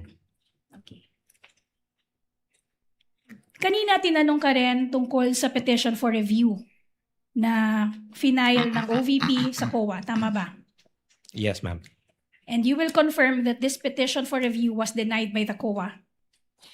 Tama ba? And yes, ma'am, and Yes. subject for motion for reconsideration. Ibig sabihin, nang dininay ito ng COA, yung COA, it stood pat with its earlier decision, with its earlier findings. Tama ba? Your Honor, If he knows, counsel. Yes, ma'am, but then again, Yes. subject for the filing of motion for reconsideration. Yes. Sinabi mo din kanina na wala kang participation sa drafting ng liquidation. Wala kang participation sa drafting ng request. Wala kang participation sa drafting ng liquidation documents. Wala kang participation sa disbursement. Wala kang participation sa recording kasi ang may gawa nito ay si Ginang Acosta, di ba? Yes, ma'am, Naalala mo that's yun? correct. You will confirm na ikaw, ang Chief of Staff, at ang Vice President, ang 3 top officers ng OVP. Tama ba? As Assistant Chief of Staff, ma'am. Yes. So, kayong tatlo, kayo yung top 3 officers ng OVP. Assistant Chief of Staff, and the Vice President herself. Tama ba? Yes, ma'am. Okay. Sinabi mo na wala kang alam tungkol din sa mga bagay na yon. At sinasabi rin ng Chief of Staff na wala rin siyang alam tungkol sa mga bagay na ito. So tama bang sabihin na among Your the three Honor, of you, please. si Vice President lang ang nakakaalam? Let her finish the question. Witness will not answer the question until the objection is ruled upon by the chair. Finish your question, Attorney May. Done, Your Honor. Attorney Christine, what's your objection? Misleading, Your Honor, and vague. First of all, the Chief of Staff has not yet testified with regard to the confidential funds. Well, Attorney Christine, the court took judicial notice of the proceedings in the House of Representatives where the Chief of Staff, Attorney Lopez, testified, and I went through the TSN, and such statements were made along those lines by the Chief of Staff of the Vice President. Witness may answer. Ma'am, can I be clarified with the question? Can you repeat the question, please? Okay. Kanina, sinabi mo na ang top 3 officers ng OVP ay ikaw, as Assistant Chief of Staff, ang Chief of Staff, at ang Vice President herself. Tama ba? Yes, ma'am. Ngayon, sinabi mo na wala kang alam tungkol sa drafting ng liquidation reports. Tama ba? Wala ka ring alam sa disbursement ng confidential funds. Wala ka ring alam tungkol sa recording relative to the confidential funds. Tama ba? Yes, ma'am. Ito rin yung naging posisyon ng Chief of Staff. Wala rin siyang alam tungkol sa mga bagay na to. Ngayon, tama bang sabihin na dahil kayong tatlo, ang top 3 na officers or officials ng Vice ng Office of the Vice President, si Vice President lamang ang may alam tungkol dito sa mga bagay na to. Objection. What's the ground, Christine? Speculative, Your Honor.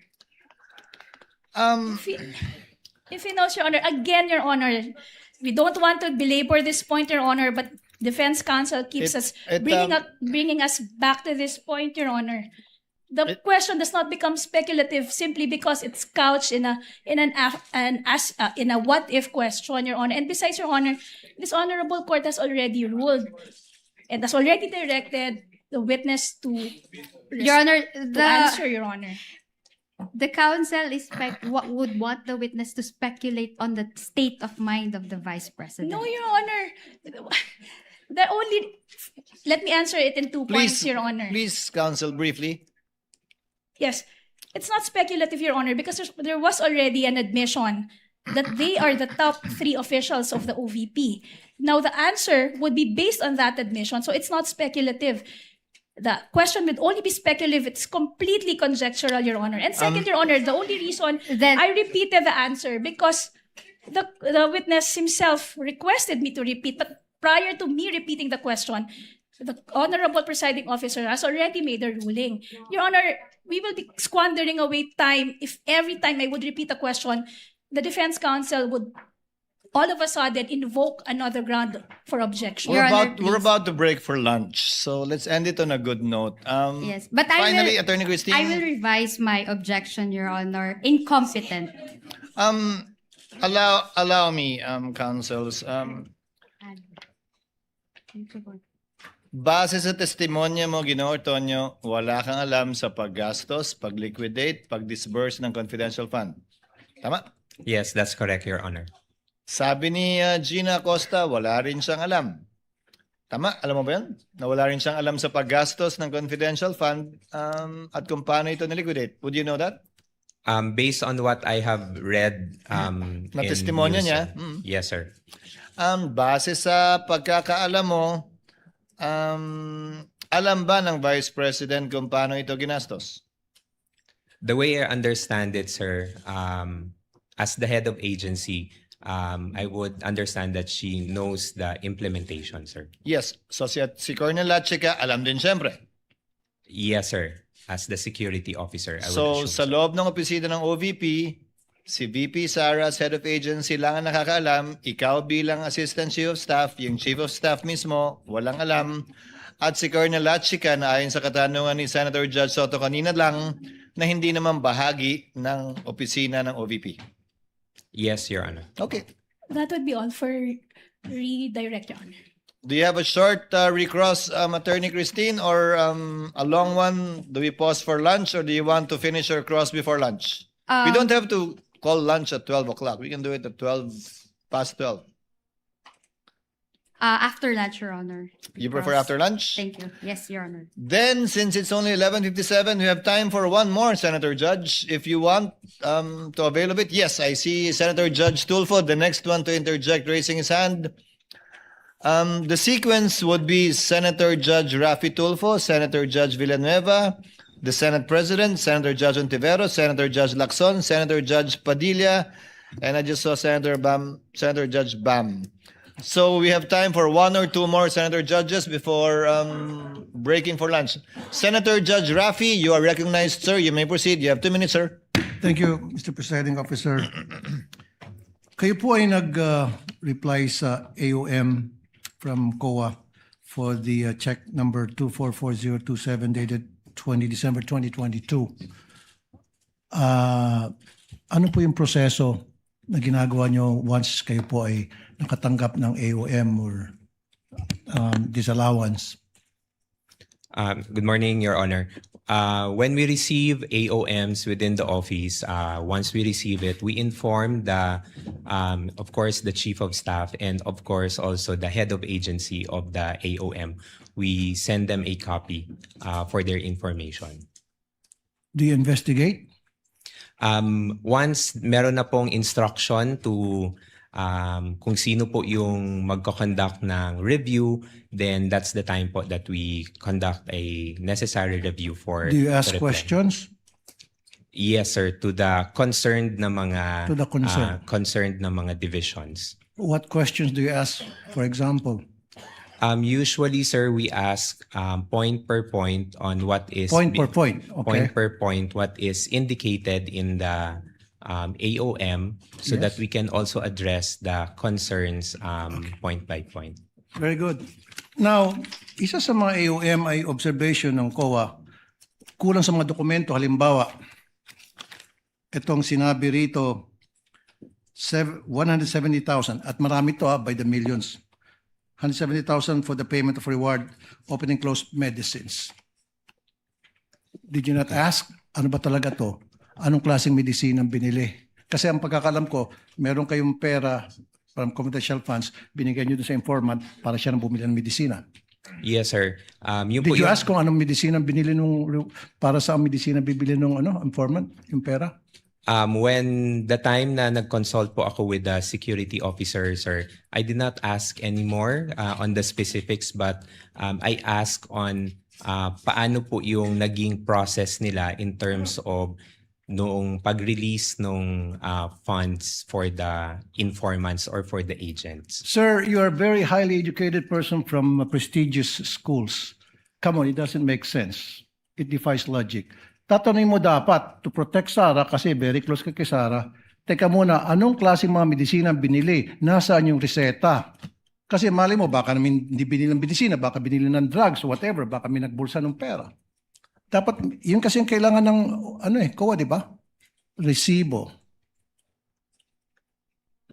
At the time po, sir, when I consulted with the security officer, sir, I was not able to ask anymore on Why the not? details, sir. It's part of your job. In fact, pumirma ka doon sa pag-reply mo sa AOM. I asked, sir, So kung ano pumirma yung ka process. nakapikit. Yes, sir. No, sir, hindi naman po na nakapikit, sir, because nagtanong naman po ako sa security officer namin, sir, on how it was released or implemented on the ground. So, kung ano po yung nabigay na information, sir, yun po yung nailagay ko sa pag-draft po ng reply to the AOM. Hindi mo rin tinanong bakit pare-pareho yung signature sa different names ayon sa NBI, forensic, tapos pare-pareho yung handwriting sa different names, parang isang tao lang nag-fill up, meron pa nga walang signature at nag-receive ng by the hundreds of thousands each. Sir, you didn't ask? Bakit mo tinanong, hindi mo tinanong, bakit pusa, bakit ito si Pagong, pinagtatawanan tayo ng tao, etc. Why? Did you not ask? Sir, at the time, sir, hindi ko po nakita yung mga acknowledgement receipts, sir. I was only made aware of the acknowledgement receipt, sir, when it was already shown during the HOR na mga hearings, sir. Hindi kasi pag nagtanong ng attachment, then di ba sabi mo you ask questions point by point, you investigate, then kinuha mo sana yung mga dokumento and then pinakita sa iyo and then nagtanong ka point by point like you said. And then you're a very educated person, you should have asked a lot of questions to satisfy dun sa request ng COA. Sir, I Kasi did not- tulad yan, pusa, Pagong. Imposible hindi mo nakita yan. Tapos pare-pare yung pirma sa isang same handwritings para sa napakaraming pangalan at saka iisang pirma sa napakaraming pangalan according to the NBA forensic. You didn't ask? Sir, at the time po, sir, I did not see the acknowledgement receipts. Come po, on, sir. Like I said, napakatalino mong tao sa credentials mo. Dating professor, Ateneo, UP, di ba? And then, now, parang, sorry sir, parang nagmaang-maangang ka. Again, is it blind loyalty? Thank you po. Thank you, Mr. Presiding Officer. Are you going for lunch or the rostrum, Attorney? Senator Judge Joel. Okay. I thought you were headed towards lunch already. Senator Judge Villanueva, as the last Senator Judge to interject before we break for lunch. You have 2 minutes, sir. You may proceed.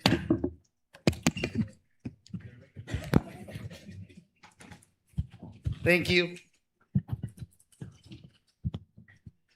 Mr. Witness, sinita po kayo ng COA dun sa pag-approve nyo ng disbursement voucher, no? Yung 125 million. At ang explanation nyo, delegated po sa inyo pag more than 1 million. Is that correct? Yes po, sir. There is an office order, sir.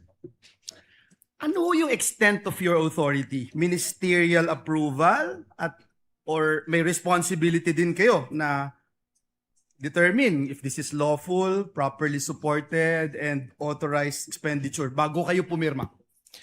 There is also a level of checking, sir, if documentary attachments have been complied, sir, prior to the affixing my signature, sir. Like?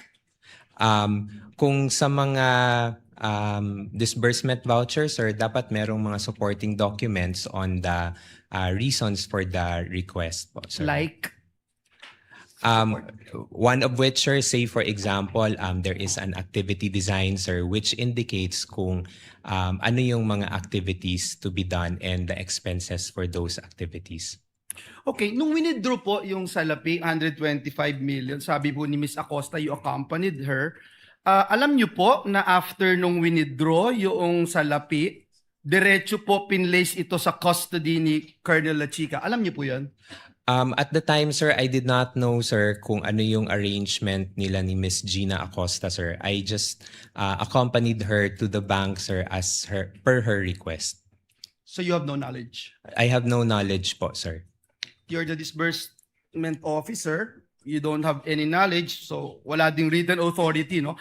Anyway, dun po sa testimony ni Ms. Acosta, sabi po niya, si Colonel Lachica was not bonded, yet the confidential funds were released to him because he was supposedly na siya yung mag-implement ng activities on the ground.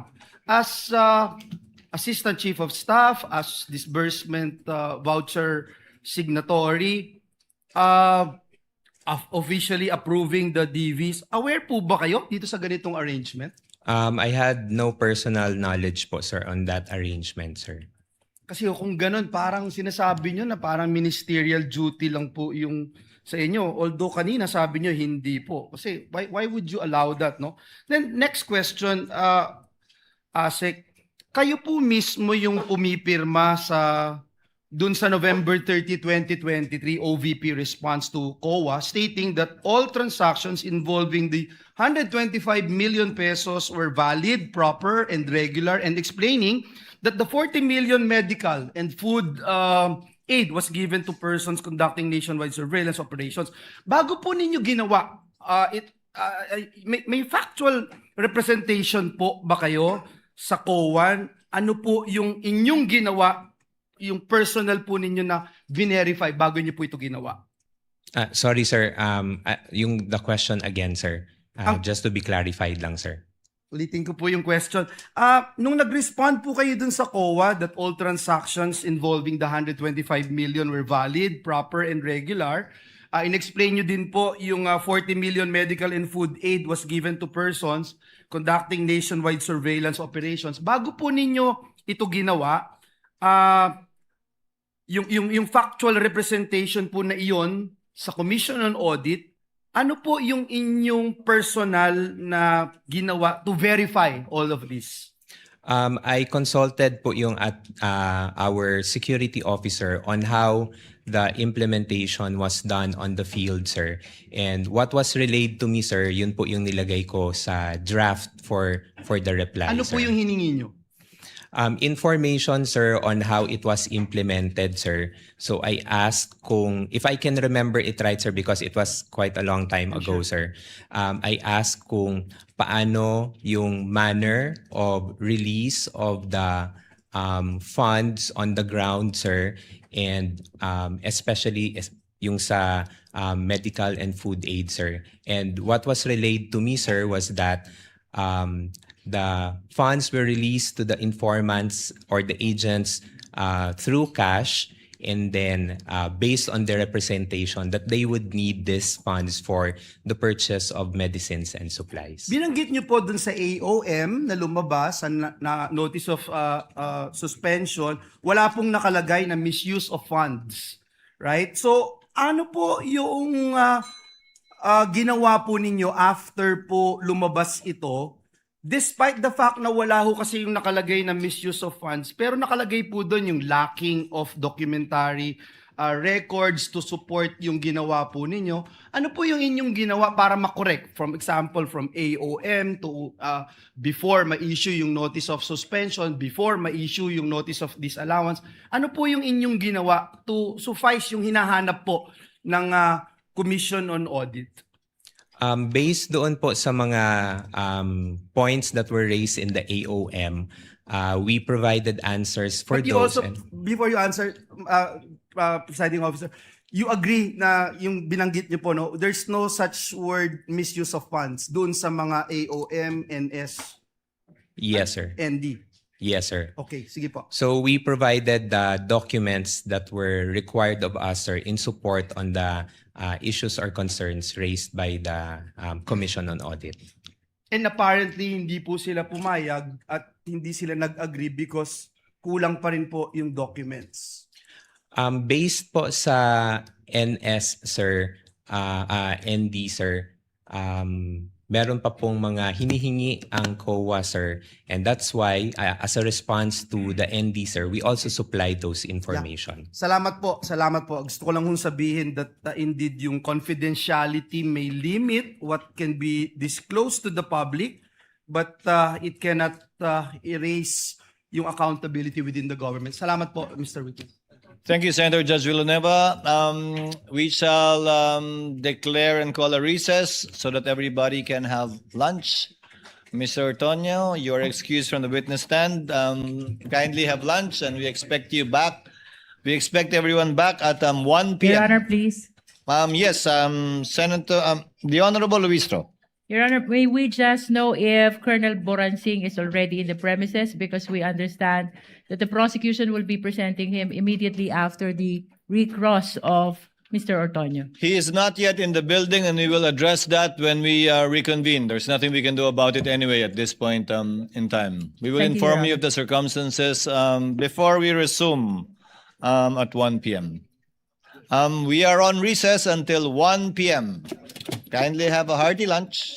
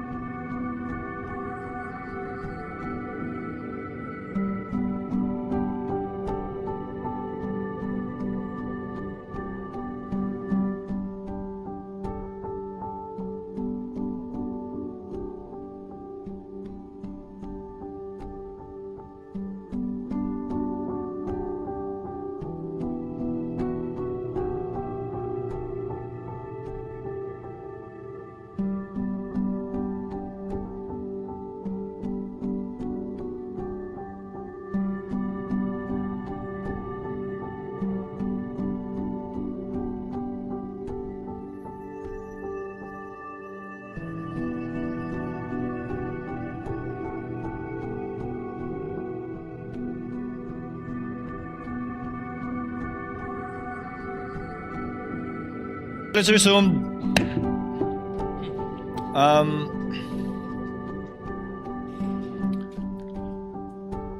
Kindly situate Mr. Ortonio to the witness stand. Clerk of Court, throw us off.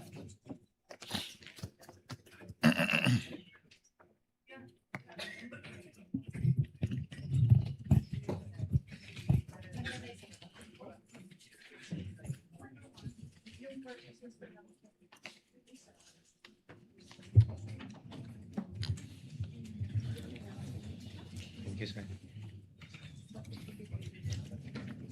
You are under the same oath, Mr. Ortonio.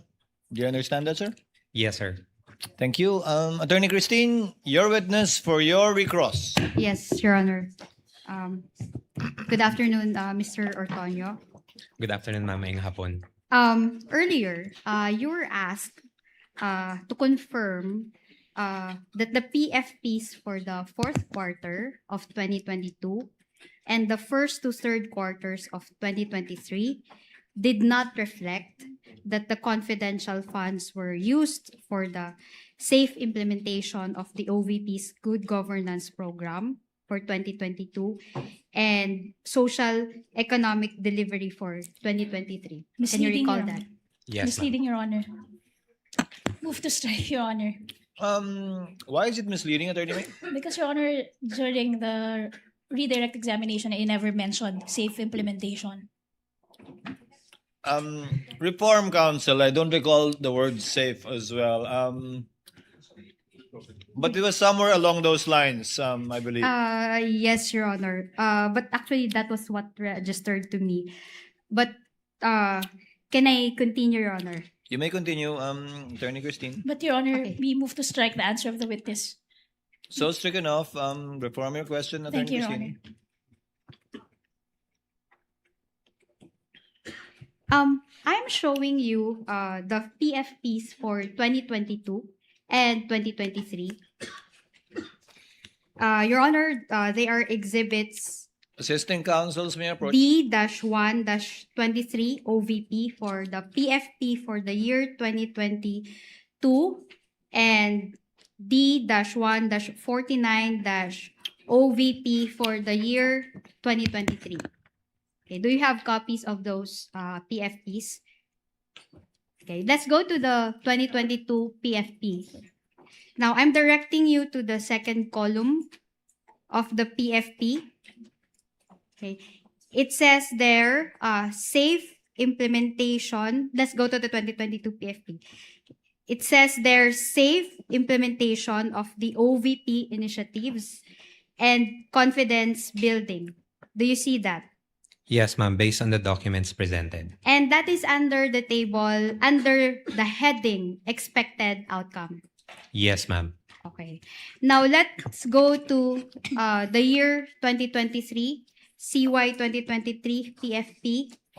Now I'm directing you also to the second column. It says there's safe implementation of OVP initiatives and confidence building. Do you confirm that? Yes, ma'am. And that is under the heading expected outcome. Yes, ma'am. Okay. You were also asked about the supposed submission of the PFP together with your letter or the Vice President's letter to the DBM dated August 22, 2022. Earlier, you were asked. And in fact, you were asked also to refer to section or item 3.24 of the Joint Circular. Joint circular. Do you Yes. recall that? Now, do you also recall that in a letter dated September 15, 2022, the DBM requested that you submit the PFP in relation to your request for additional funding? Yes, ma'am. That's correct, ma'am. In fact, in compliance with such letter of the DBM, you submitted a copy of the PFP through your letter dated September 19, 2022. Yes, ma'am. We transmitted that report, ma'am. And as earlier mentioned, during your cross-examination, your submissions to the DBM, okay, I will rephrase, Your Honor. As earlier mentioned, okay, the DBM recommended the approval of your request for confidential funds to the Office of the President. That's correct, ma'am. In fact, the Office of the President approved the issuance of confidential funds Objection, Your Honor. to the OVP. Let her finish the question, counsel. Are you done, Objection, Your Attorney Honor. Christine?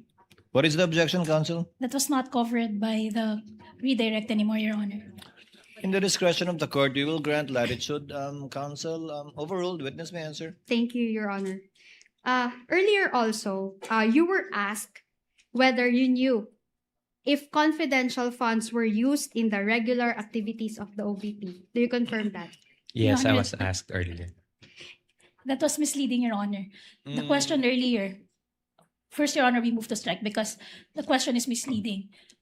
What I asked was whether or not this witness has personal knowledge, not just any kind of knowledge, Your Honor, personal knowledge. Okay, I will rephrase my question. Kindly using- rephrase to yes, include Your Honor, personal using knowledge. the wordings of the counsel. You confirmed earlier that you were asked whether or not you have personal knowledge as to whether the confidential funds were used in the regular activities of the OVP. Yes, ma'am. As the one who drafted the AOMs and the response to the AOMs and the response to the notice of suspension, was there any findings in the AOMs? Was there any findings in the AOMs which relative to the supposed use of the confidential funds in the regular activities of the OVP? Misleading, Your Honor. If you can recall.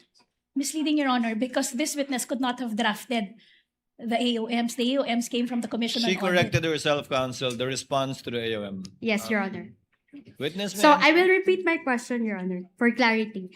Now, as the Proceed, one who Attorney Christine. drafted the responses to the AOMs as well as the notice of suspension, if you can recall, was there any findings of the COA relative to the supposed use of the confidential funds in the regular activities of the OVP? Not covered by the redirect, Your Honor. I never touched upon the AOMs during the redirect examination. Same ruling, counsel. You may register in the court notes a continuing objection along these lines of questioning by the counsel. Witness may answer. Based on the documents that we have received from COA, there was no any indication or any comment that the confidential funds were used for regular programs. Nothing further, Your Honor. Thank you. Thank you, counsel. We now proceed to the interjections of senator judges. Before we proceed to administrative matters facing the court today, we recognize our distinguished Senate President. Next in line, Senate President Owen Gatchalian. You may proceed, sir. You have 2 minutes. Thank you, Mr. Presiding Officer. Mr. Ortonio, nakita ko sa mga records na 6 na beses ko yung pumirma ng reply to COA. Itong 6 na letters na ito ba ay nabasa, nakita, ipinakita kay Vice President Sara? All the replies, sir, that were drafted were also sent to our Vice President for her information, for her reference and review. So alam niya itong mga replies to COA? Yes, sir. Okay. Narinig ko rin sa inyong testimony na kinausap niyo si Acosta at si Colonel Lachica. Yes, sir. At base sa mga information nila, yun ang inilagay mo sa letter replies niyo to COA. Tama? Yes, sir. That's correct, Your Honor. Paki-narrate nga sa amin, ilang beses niyo pala na-meet si Colonel Lachica? Sir, sa mga replies po, sir, I cannot exactly remember how many times, sir.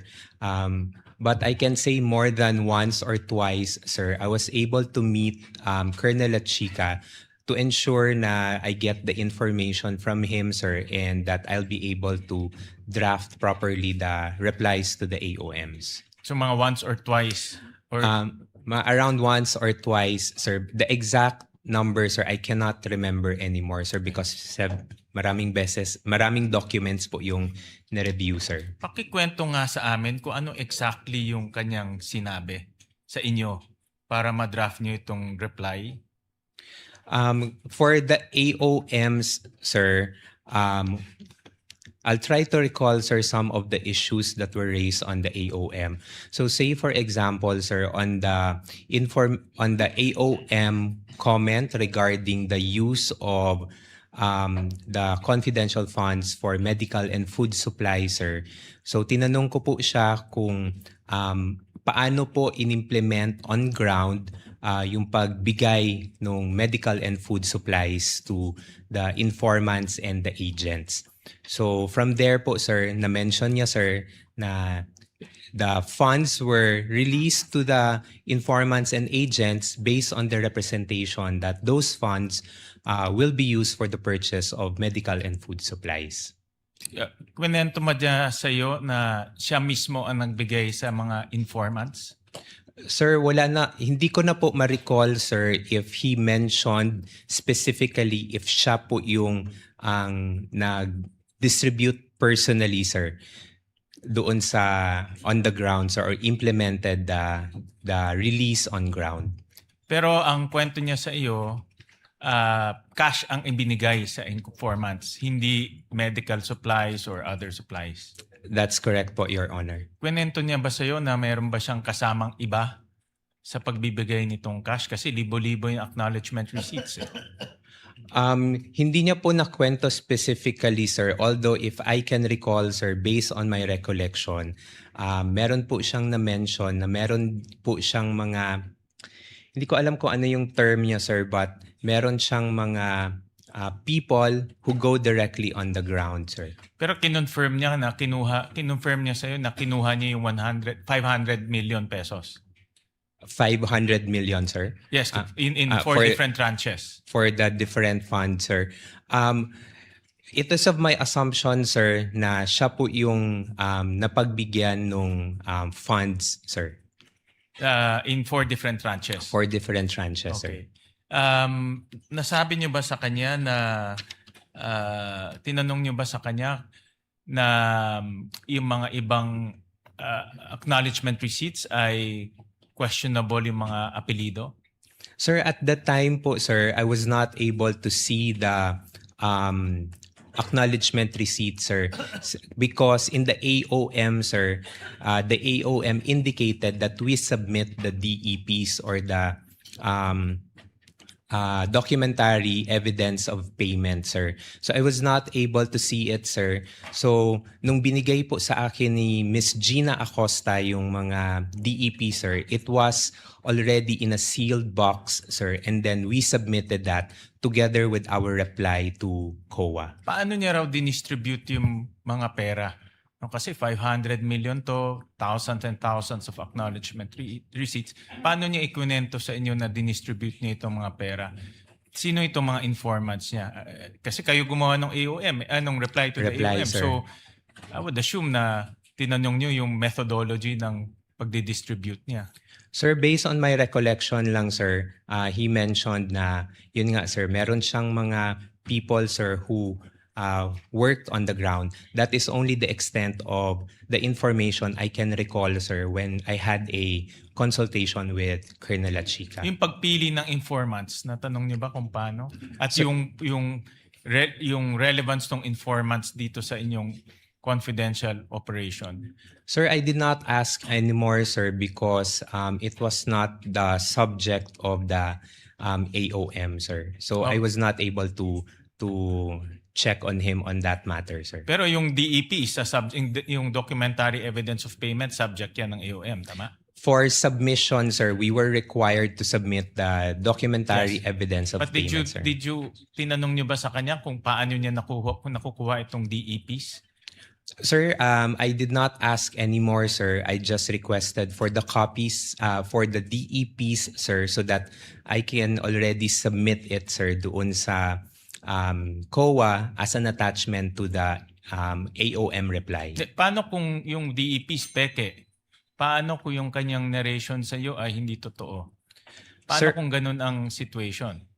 Sir, at the time, sir, because he was designated as our security officer, sir, I Designated by the head of office, sir, Which is the Vice Sara President. Duterte, sir. So it is of my, sa tingin ko po, sir, na maayos naman po yung pagkakatrabaho ni Colonel Chica doon sa pag-dispense niya ng duty as the security officer. Last question, Mr. Presiding Officer. Bakit parang nagkukuha ko buo yung tiwala ninyo sa kanya at kinuha niyo lahat ng information at yun ang ginamit niyo sa inyong reply to the COA? Bakit buo yung tiwala, hindi kayo nag-probe na mga additional questions considering na kayo ang nag-justify nito sa COA at kayo pumirma, no, dito sa COA? So bakit parang kung ano sinabi niya, yun na lang ang linagay niyo sa inyong reply? Well, first, sir, is because he's the security officer, sir. So, I believe, sir, na siya yung the best person that can provide the information. And then, second, sir, as the security officer, sir, he was designated by our head of agency, which I believe also gave the trust and confidence to him to implement the activity. So, kung ano po yung na-mention ni Colonel Chica sa akin during the time when I checked or ask for questions, yun po yung pinagbasihan ko for the drafting of the reply. Thank you very much, Mr. Presiding Officer. Thank you, Mr. Senate President. Senator Judge Ontiveros is recognized for her interjections. You have 2 minutes, ma'am. You may proceed when you're ready.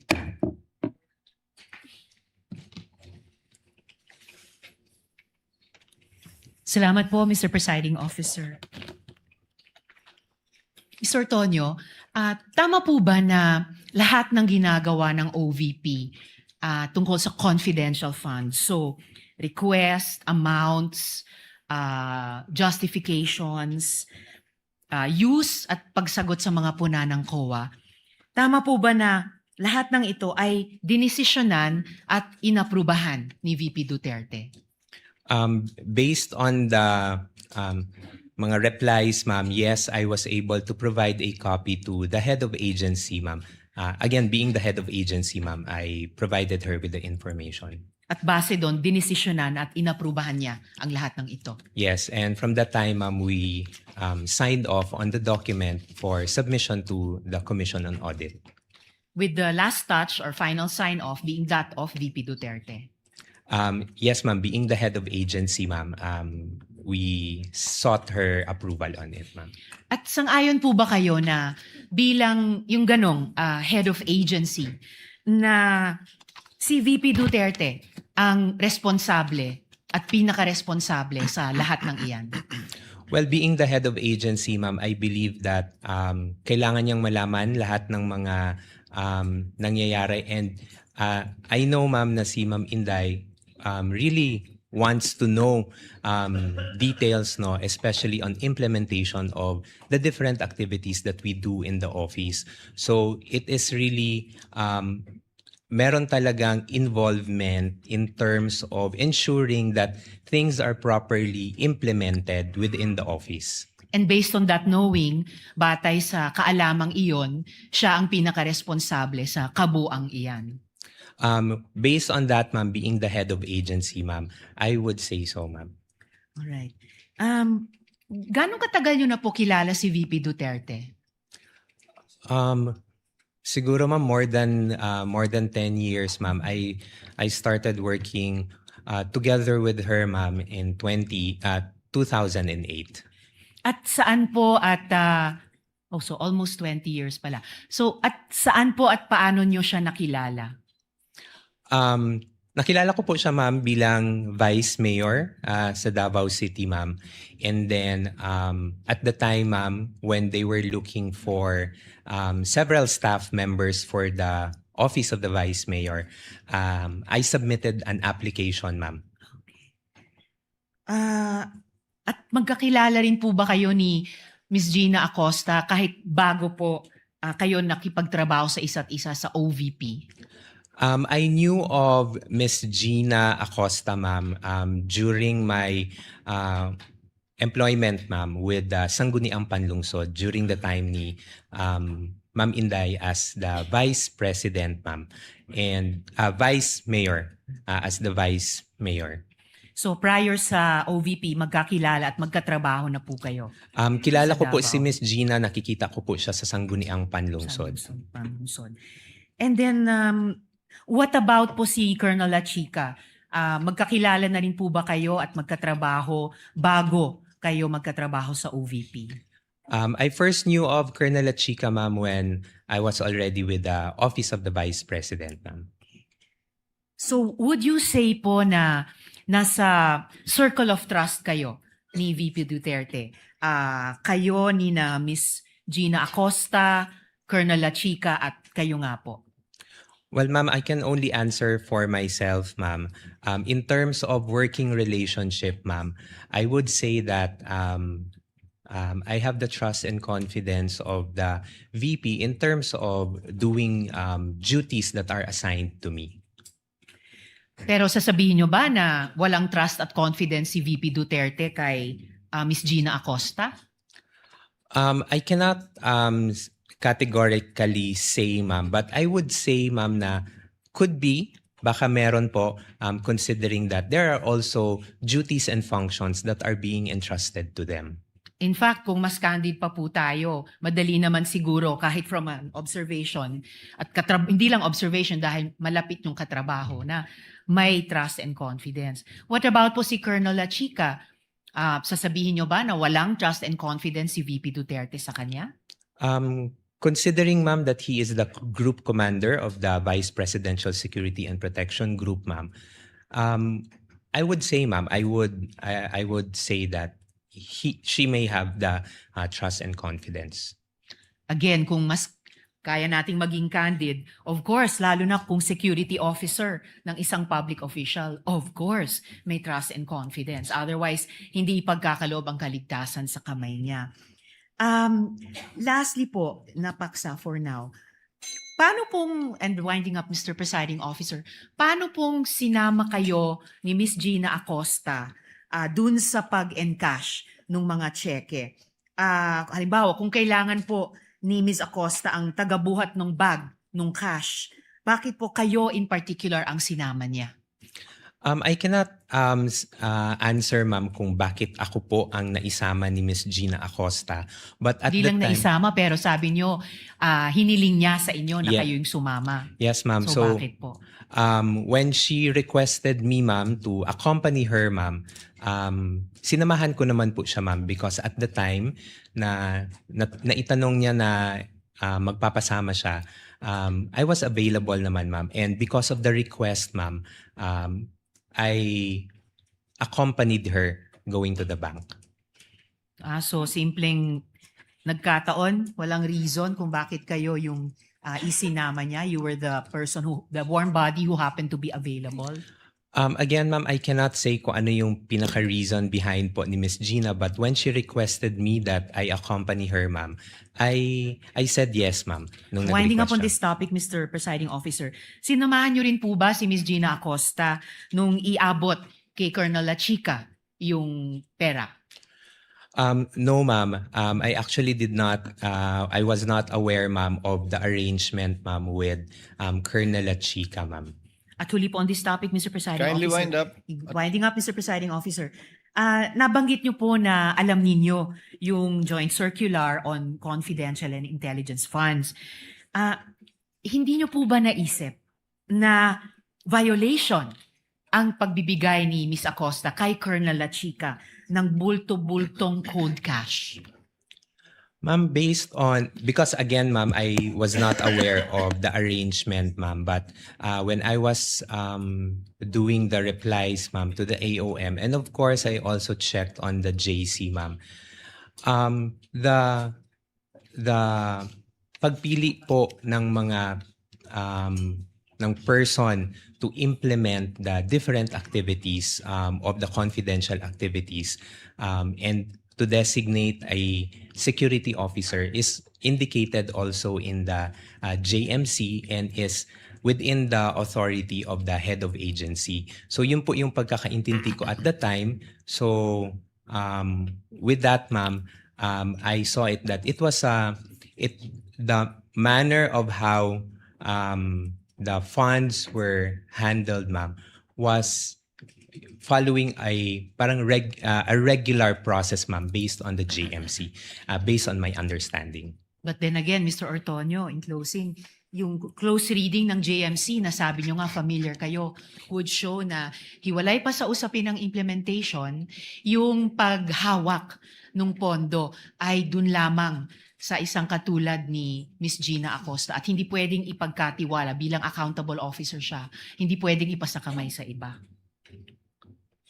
Ang understanding ko po, ma'am, yes, the disbursement is with the special disbursing officer, but the implementation, ma'am, was done through the security officer. Of course, hindi po ko po tinatanong yung implementation. Tinatanong ko po yung violation ng JMC na alam ninyo nung tinurn over ni Miss Gina Acosta ang bulta-bultong cash kay Colonel Lachica.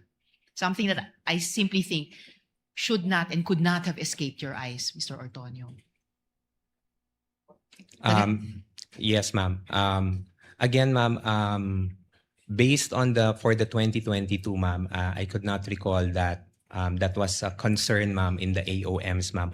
Although for the 2023, ma'am, na notice for disallowance, ma'am, it is subject for reply also on our end, ma'am, and we are currently drafting also a reply for that one. And of course, given the strict internal controls na siguro kayo yung pinaka may oversight sa opisina, even prior further communications from COA, after yung unang pagpansin nila sa last quarter 2022, edi dapat nag-exert kayo ng higit na pagbantay the next 3 quarters of 2023.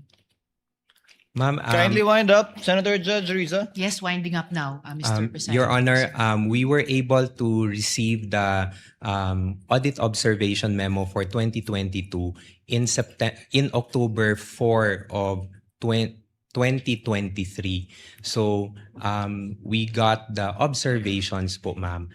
And we already got the AOM, ma'am, and yung 3 quarters for 2023 was already implemented.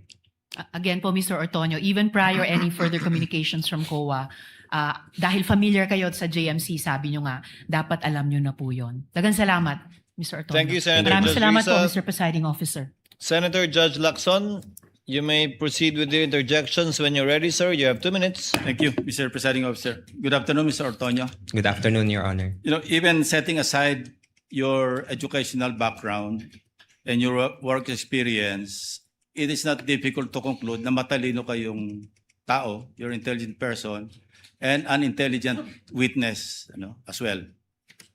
So, kayo po yung Assistant Chief of Staff ng OBP. Yes, Your Honor. Kayo rin yung concurrently Administrative and Financial Officer. As the Assistant Chief of Staff, sir, I oversee the Administrative and Financial Officer. Yeah. Yes, sir. So effectively, kayo yung Admin and Financial Officer. Yes, sir. I oversee the Admin and Finance, sir. You know, kanina kasi, upon questioning ni Attorney Christine, she kept referring to the regular programs under the Office of the Vice President. No? Natatandaan niyo yun? So it aroused my curiosity. No? Pina-pull out ko sa staff yung General Appropriations Act ng 2022 as well as 2023. So we found out, papabasa ko sa inyo para hindi ma-charge sa oras ko. No? For 2022, under the Good Governance Program, merong 621.6 million pesos. Pakibasa nyo na lang, kayo na lang. Sorry, sir. Hindi ko makita, sir. Okay. For fiscal year 2022, sir, under Good Governance Program, General Appropriations Act, 621.6 million, sir. Please continue. And then Fiscal and Financial Plan for the Confidential and Intelligence Funds, 125 million for the 4th quarter. And then for fiscal year 2020... Under the same program, Good Governance Program. Good Governance Under Program. the PFP. Under the PFP, Okay, please sir. continue. And then for fiscal year 2023, Socio-Economic Program Delivery, 2.21 billion billion under General Appropriations Act, and then 500 million for 125 million first quarter, 125 million second quarter, 125 million third quarter, and 125 million fourth quarter. Okay. For a total of 500 million more. 500 million. Okay. Next slide. I-juxtapose ko naman yung next slide, wag na yan. I-juxtapose ko yung 2022 at saka 2023 OBP physical and financial plans, confidential intelligence, dalawang budget years. Pakibasa yung last quarter physical target.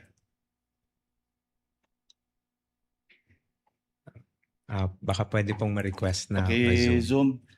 Pwede bang hindi charge sa time ko? Ako magbabasa. Okay. Letter A, number of identified areas with surveillance conducted and monitored. Letter B, percentage of activities implemented without untoward security-related incidents. Paulit-ulit po ito, no? So, sabi ko kanina, kayo naman ay mukhang matalinong tao at matalinong witness. Ano pong analysis nyo dyan? On the... Very simply, paano nyong i-analyze yung ganitong klaseng mga descriptions? These are the activities that will be done, I sir. know. Pero Yes, kung sir. i-analyze nyo, ano ibig sabihin nito? Hindi ba ito insulto sa common sense? Hindi man lang nyo binago ng konti, at least si Colonel Achika siguro ito. No? Unang-una, regular program, sana man lang, pagdating sa PFP, binago nyo yung nomenclature. Tapos, under the physical target, yung column, sana man lang, binago nyo yung activities. Copy-paste eh. Again, ulitin ko, tingin ko sa inyo, matalinong tao, matalinong witness. Anong tingin nyo rito? Kung i-describe nyo in one word. Sir, I cannot... Ako na mag-describe. I think it's stupid. Sana man lang, binago-bago niya ng konti. Maraming salamat, Mr. Presiding Officer.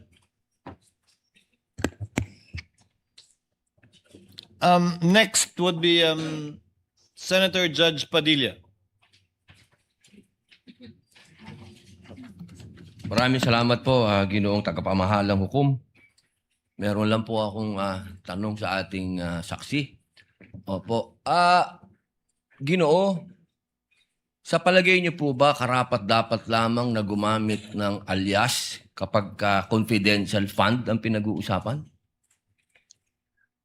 Sir, as someone who does not know, sir, implementations of parang mga confidential activities on the ground, sir, I cannot, hindi po ako makakasagot ng maayos, sir, kung pwede po ba or hindi.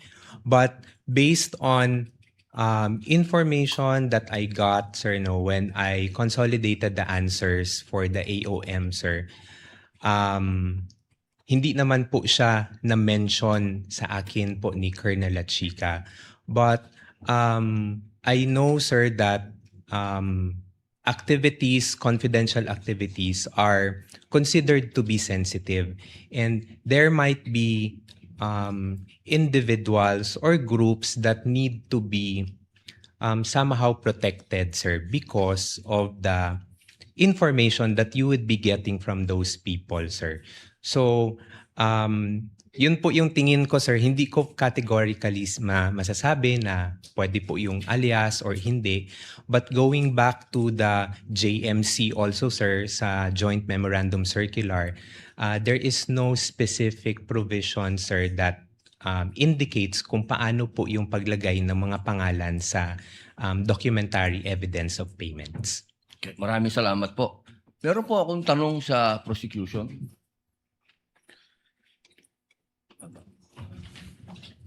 Magandang hapon po. Napakaganda po ng inyong ngiti. Good Opo. afternoon din po, sir. Opo. Batid po ba ninyo ngayon, mga petsa na to, kung ano ang pinagdiriwang natin sa Pilipinas? Magmula po 19 hanggang 30. Buwan ng wika daw po, sir. Bukod po sa buwan ng wika, National Heroes Day. National Heroes Day. Ito po ay hango sa ating mga bayani. Tama po ba? Opo. Opo. Naniniwala po ba kayo na ang ating mga bayani ay may mga alias? Kilala niyo po ba sila Di Masalang? I'm sorry po sa aking history teaching. Ayan, opo. Hindi ko na po maalala. Ito po ang pinakamagandang panahon para maipaalala po sa inyo na ang ating mga bayani ay gumamit ng mga alias. Di Masalang, Siling Labuyo, Tikbalang, Tagailog, May Pag-asa, Buwan, Magdalo, Leon Kilat, Vibora, Lakambini, Paralitiko, Dimas, Alipato, Liwanag, Balite, at marami pa pong iba. Ano po ang kahalagahan dito? Palagay po ninyo. Ang alias po, anong kahalagahan? Well, first, sir, Your Honor, I cannot comment because I'm not sure of the circumstances surrounding their use of alias. Under the anti-alias law, sir, inaalaw naman po yung paggamit ng alias provided kailangan po nakabanggit din, nakadisclose kung ano yung real name. So it's not completely prohibited provided they also provide the real Opo. the real name. Pakisagot lang muna po yung tanong ko bago po yung explanation po ninyo. Pakisagot lang po kung narinig nyo na po yung mga alias na yan. Ngayon lang po nyo narinig. Some of it po, Your Honor, to be candid, some of it Magmula I've po- already heard. Magmula po 1892 hanggang 1896, ginagamit po nila ang mga alias na yan. Nagkaroon lang po ng isang traidor, ang pangalan ay Teodoro Patiño, na nagbulgar sa Katipunan. Alam po ba niyo yun? Yes, Your Honor. But the circumstances then were different because we were Bakit po iba? under... Bakit po iba? Bakit po na iba? May gera po nun, sir, and we were under Wala po ba tayong occupation. gera sa NPA? Ang NPA po, merong mga alias. Meron pong ka-Cobra, ka-Agila, ka-Lawin, ka-Tigre, ka-Kapre, ka-Sirena, ka-Adobo, ka-Sinigang, ka-Pansit, ka-Tinola, ka-Sile, ka-Kamote, ka-Bawang, ka-Maxi, ka-Labuyo. Strictly speaking, Lahat po yan sir, ginagamit iba po na yung alias. internal armed conflict, iba naman din po yung war. Bakit po na iba? Pareho po itong clear and present danger sa atin. So ang Well, gusto ko lamang pong ipaalam sa ating prosecution na napakahalaga po ng alias sa panahon ng... Kayo po, sagutin po nyo. Sa panahon ng... Gera, sir, Your Honor. Ang confidential po. Ang pagkilos confidential ay napakahalaga at hindi po ginagamit ang pangalan at hindi po pumipirma. At alam niyo po ba, noong September 12, 1896, anong nangyari? Nagkaroon tayo ng 13 martires. Yung mga nagtraidor ay itinuro ang mga totoong pangalan, totoong lugar, kung nasaan yung mga sumusuporta sa Katipunan.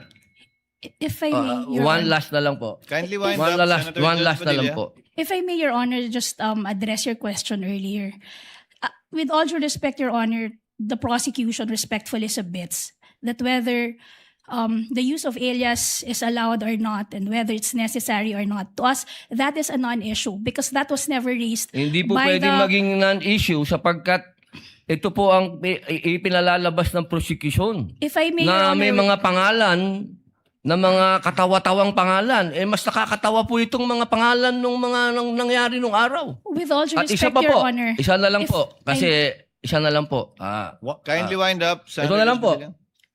Kilala niyo po ba kung sino si Marcel Bonifacio? to be candid, Your Honor, Oh. I'm not Sino po? familiar. Si Benigno I'm sorry, Aquino Your Honor. Jr. Si Ninoy. Siya mismo may alias. Maraming salamat po. Your Honor, if I just may, Your Honor, just to set the record straight, because it was made to, with all due respect to the Senator Judge, it was... Presiding Judge, allowed ba yun? I was about to make a ruling. Maraming Senator salamat Judge po.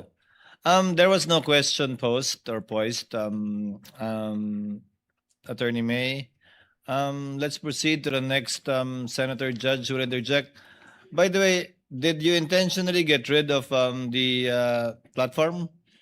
Yes, Your Honor, because we were not expecting that I'd be called again, Your Honor, to make way for the honorable chair of the Okay. panel of Understood. prosecutors, Your Honor. Understood. Senator Judge Aquino, Thank you're you. recognized for interjection. You may proceed, sir. When you're ready, you have 2 minutes.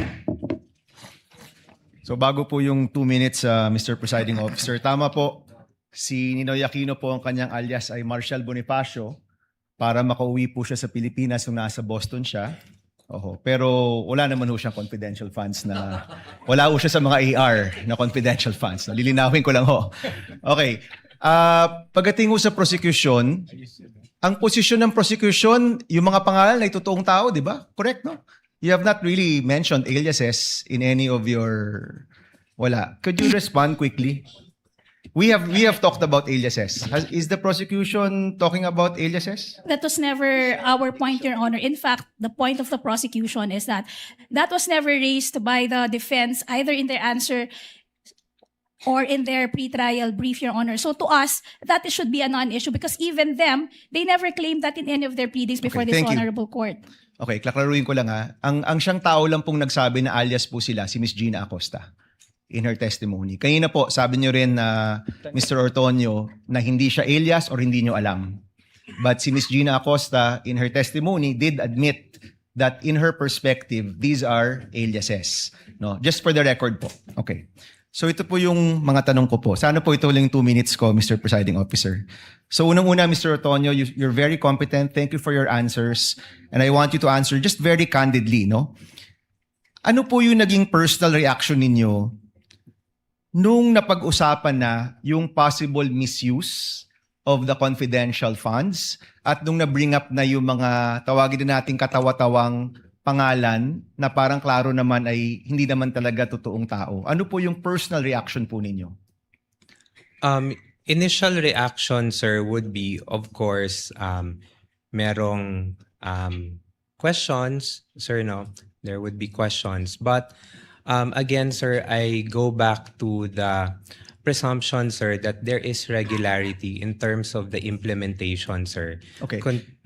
So, may I ask, since you're in the top leadership of the OVP, nung nabibring up na to, ano yung personal reaction, kung alam nyo lang, ng Vice President, ng Chief of Staff, other leaders in your group, nung napag-usapan na posibleng nabigay yung pera sa mga kakaibang pangalan o baka hindi totoong tao, what was your reaction? What was their reaction? Would you know? Nag-meeting ba kayo? Did you call for an emergency meeting? Did you have a huddle in your office to talk about this? Sir, because yung AOM, sir, because it was sent to my officer, pina-personally received sa akin, sir, on behalf of the Vice President. Of course, I provided a copy to the Chief of Staff, sir, and the Vice President. Ang naging instruction lang naman po sa akin, sir, was to respond to the AOMs and make consultations with the Special Disbursing Officer and Security Officer para masagot yung mga concerns or issues raised by COA. Okay. Yan yung mga actions nyo, Mr. Ortonio. I'm asking about your reaction. Kinabahan ba kayo? Were you worried? Were you concerned?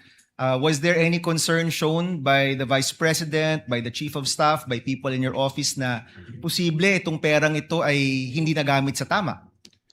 On the matter of concern, sir, I think there is a concern considering that there is already an immediate instruction, sir, to reply to the AOM. That's the sir. AOM. Let's go to the bringing up of these names in Congress. Nung lumabas na yung piatos, pusa, pagong, mga ganyan, were you concerned na yung pera ng bayan posibleng hindi nagamit sa tama at ito'y pinirmahan mo at ito'y nakapangalan sa inyong opisina, for example? Were you concerned?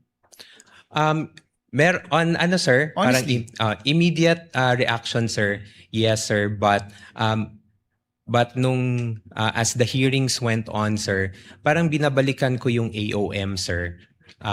Hindi kasi po siya na-raise doon sa AOMs. So, parang nabawasan po yung concern ko, personal concerns ko with those acknowledgement receipts. Did you call for an internal investigation after na-reveal yung mga pangalan na kakaiba? Nagpatawag ba kayo ng investigasyon sa inyong opisina? I personally did not, sir, hindi na po ako nagpatawag. Sir. Did your office call for an internal investigation? On that matter, sir, I do not know, sir, if there is an instruction coming from the head of agency, sir. But personally to me, sir, none, sir. Okay. So, ito kasi, Mr. Ortonio, no, sa aking opisina, more than 10 years ago, meron kaming nahanap na isang staff na ibang resibo yung ginamit sa liquidation. Wala pa atang 5,000 pesos to sa totoo lang. Hindi nga niya binulse. No? Meron siyang dapat hotel receipt, nawala niya, gumamit siya ng hotel receipt ng ibang tao. That already elicited an internal investigation on our part. In the end, pinaalis namin yung staff na yon na kilala namin, kaibigan namin. 5,000 lang yun. So the common response we are looking for is that kapag pera to ng bayan, action ka agad at hanapin nyo talaga kung saan nagamit tong pera to. Kaya I'm really wondering what were the actions and reactions of people. So ito yung tanong ko rin, no? Mahalaga ba sa inyo, mahalaga ba sa iyo, sir, na yung perang ito ay nagamit sa tama? Na hindi ito nagamit sa mali o nabulsa lang? Yes, sir. It is important to me, sir, because in the years na nakasama ko rin po si Vice President Sara Duterte, sir, she also would want na money is spent properly for what it is intended to be used for. Okay, last question, Mr. Presiding Officer. During all of this time, pinatawag mo ba si Colonel La Chica o pinatawag ba siya ni Chief of Staff Lopez or ni Vice President? Would you know? Kinausap mo ba? Tinanong mo ba? Colonel, itong mga pangalang ito, sino ba talaga to? Totoo ba to? Bakit nakalagay medicine pero cash talaga yung binigay? Kasi sa totoo lang, sir, yung nakalagay doon gamot pero cash ang binigay na pambili ng gamot, cash pa rin yun. Diba? So in short, yung 500 million, parang puro cash yun. Wala man talagang supplies or tables and chairs because that presupposes na ang binili nyo yung tables and chairs or supplies. You actually gave cash na 500 million. Pinatawag nyo po ba si Colonel La Chica at tinanong, as public officers, we have to exercise the diligence of a good father of a family. No? That's in our oath. So pinatawag nyo po ba ng inyong opisina at pina-explain kung nasaan ba itong peran to? Sir, I was only able to request na makausap si Colonel La Chica in relation only to the response to the AOM, sir. So hindi nyo po natanong itong mga specific questions na ito dun sa mga specificong mga pangalan, mga AR, mga ganyan? At that time, sir, when I was drafting the AOM, sir, no, sir, because I had no knowledge, sir, of the AR, sir. Salamat, Mr. Presiding Officer. Thank you, Senator Judge Aquino. Senator Judge Erwin Tulfo is recognized.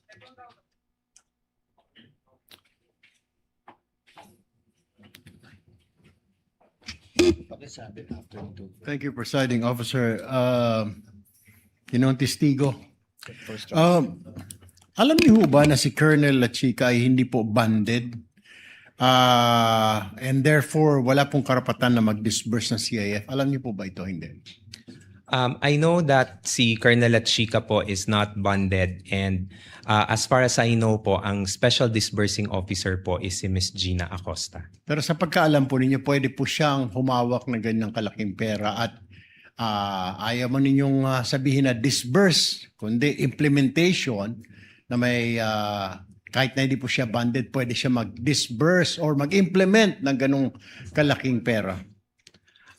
Sir, I believe, sir, with his designation as the security officer, sir, he was tasked to implement the different activities on ground.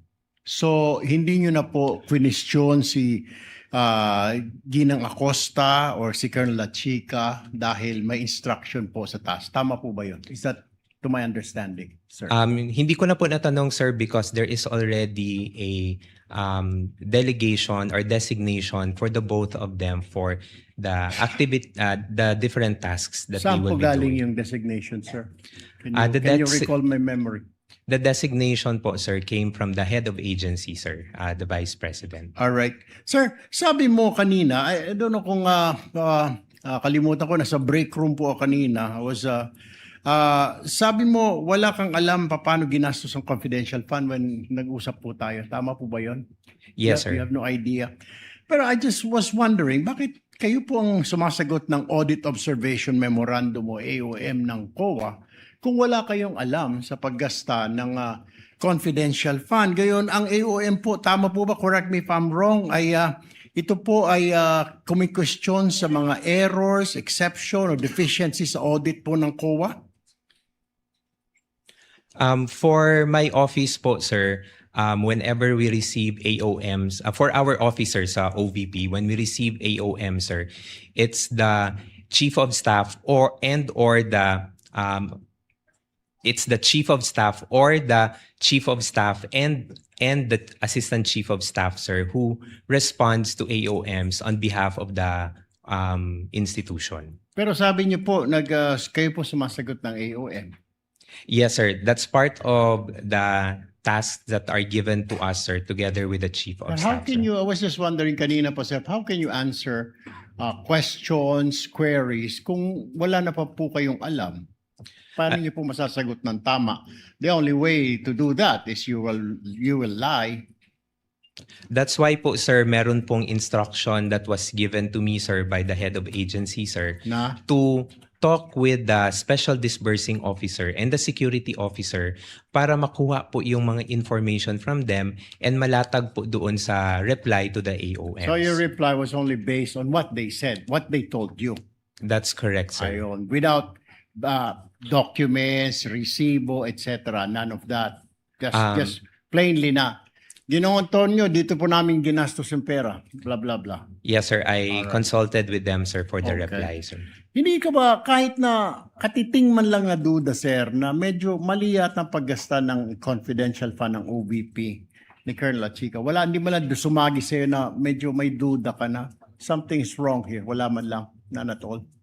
At that time, sir, may yung mga issues naman, sir, and when I consulted with the security officer, he was able to provide a reply naman, sir. So, although yes, initially, parang you would question, sir, no? But with the replies that I got from the security officer, sir, we were able to respond to them already to COA.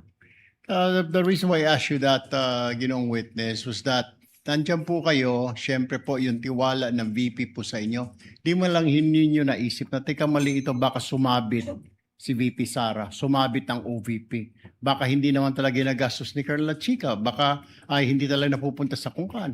Hindi ho lang ninyo naisip. Or didn't you tell the Vice President, ma'am, ano ho kaya? Pwede bang tanungin ninyo ito or pwede ba silipin? Hindi mo lang nakausap si VP. Hinayaan nyo lang ng hinayaan na tumuloy-tuloy for several months, several quarters yung ganitong klaseng expenditure. Nobody informed the Vice President. Sir, hindi naman po na hinayaan, sir, because all the replies naman po, sir, are also given to the Vice President for her review and final approval before it is being signed and to be sent to the Commission on Audit. When you sign the report, sir, alam na po ni VP. Is that what you're saying? Nakita niya na po na pinambili ng ganito, ng information, ng gamot, ng mga lamesa, na alam na ng VP before you signed it. Before I signed it, sir. So dumaan na sa table ni VP. Yes, sir. Kindly wind up, Thank Senator you Judge po, Irwin. Ginong Testigo. Mr. Presiding Officer, thank you. Thank you, Senator Judge Irwin. To avail of the first round, Senator Judge Marcos, you are recognized, ma'am. You may proceed when you're ready. You have 2 minutes. Yes, maraming salamat, Mr. Ortonio. Medyo nalilito lang po kami dahil paiba-iba yung explanation. Nag-umpisa sa PFP. Bakit iba yung 2022 PFP kung saan maliwanag na nakasaad good government lamang? Pero nung nagsulat kayo, yung request ninyo sa DBM, nung 22 August ng 2022, ang sinabi na, dalawang bagay. Good governance plus conduct of official engagements and functional representation in international and domestic events. Bakit nagbago na siya samantalang dapat yung request talagang parehong-pareho dun sa PFP? Ma'am, I cannot specifically answer, ma'am, on kung bakit po good governance lang po yung nailagay doon because, again, ma'am, I was not hindi po ako part ng pag-craft nung physical nung Oo. PFP po, Hindi ka pa ma'am. kasali noon sa PFP, ganun ba yon? Yes, ma'am, I'm not part of the drafting of the PFP. Pero hindi ma'am. kayo nasabihan na hindi ito matching dun sa PFP, yung request na sinulat. There was no comment, ma'am, when we submitted it to the DBM, ma'am.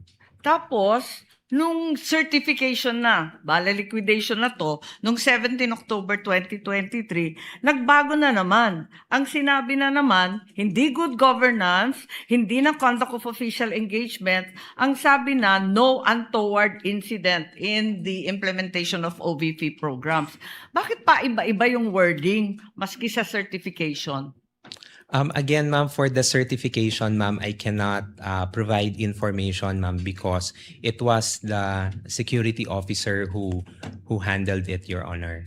Akala ko may supervisory and administrative power ka kasi nga assistant kayo ng vice-presidente. Hindi ba nagre-report sa inyo yung mga security officer kahit papano? Kasi madadamay ka rin yan sa COA. Bakit pa iba-iba? From PFP to budget request to certification, hindi nagtutugma. First, ma'am, on the matter of the different wordings, ma'am, if I can recall, Your Honor, it was never raised also in the audit observation memo, ma'am. So it is something na we did not anymore look into when we were preparing the replies. And then for the second concern, ma'am, if the security officer is reporting to me, ma'am. Unfortunately, ma'am, the security officer does not report to me. I only handle overall supervision for the Administrative and Financial Services and Strategy Management Office in relation to regular funding po, ma'am. I see. So yung security officer, kanino nagre-report? The security officer, ma'am, directly reports to the head of agency, Vice President. Kaya sa iyo, Mr. Ortonio, at saka kay Attorney Lopez, hindi na nagre-report yun? In the performance po ni Colonel Chica as security officer, no longer, ma'am. So masasabi mo ba na wala kang personal knowledge kung saan ginastos ni Colonel Chica dun sa confidential funds? No, ma'am. I would have no personal knowledge, ma'am. Okay, that will be all. Maraming salamat po. Thank you, Your Honor. Thank you, Senator Judge Marcos. Senator Judge Rafi Tulfo, you are recognized, sir. You may proceed when you're ready, and you have 2 minutes.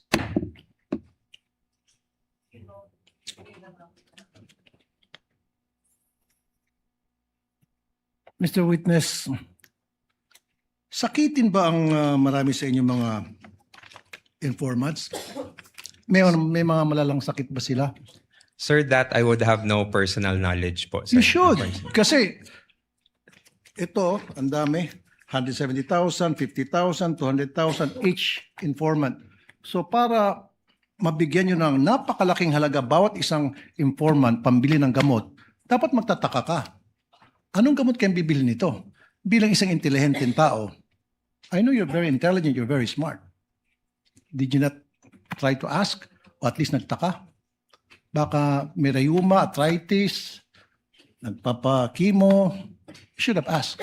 At kung mga bata nga, inquisitive yung mga bata, anong gamot ang bibilin mo? Paghingan mo ng pera ng bata, kunyari, Toy, pahingin pera, bili akong gamot. Anong gamot bibilin mo, kuya? Bata yun grade 1. Ikaw pa kaya? Why? At the time po, sir, I did not ask anymore kay Colonel Chica, sir. Why not? Because, sir, I already gave I trusted what the security officer mentioned to me, sir. But it is your responsibility to know. Kasi ikaw ang pumipirma doon sa AOM. Sir, in terms of the responsibility to know, sir, I'm not sure, sir, if I'm the one who's responsible to know, sir. But the So task you're to not me, sure. That means, ayoko nang gumamit ng pangsalita. It's unbelievable. It defies logic talaga, really, sir. You're not really making sense at all.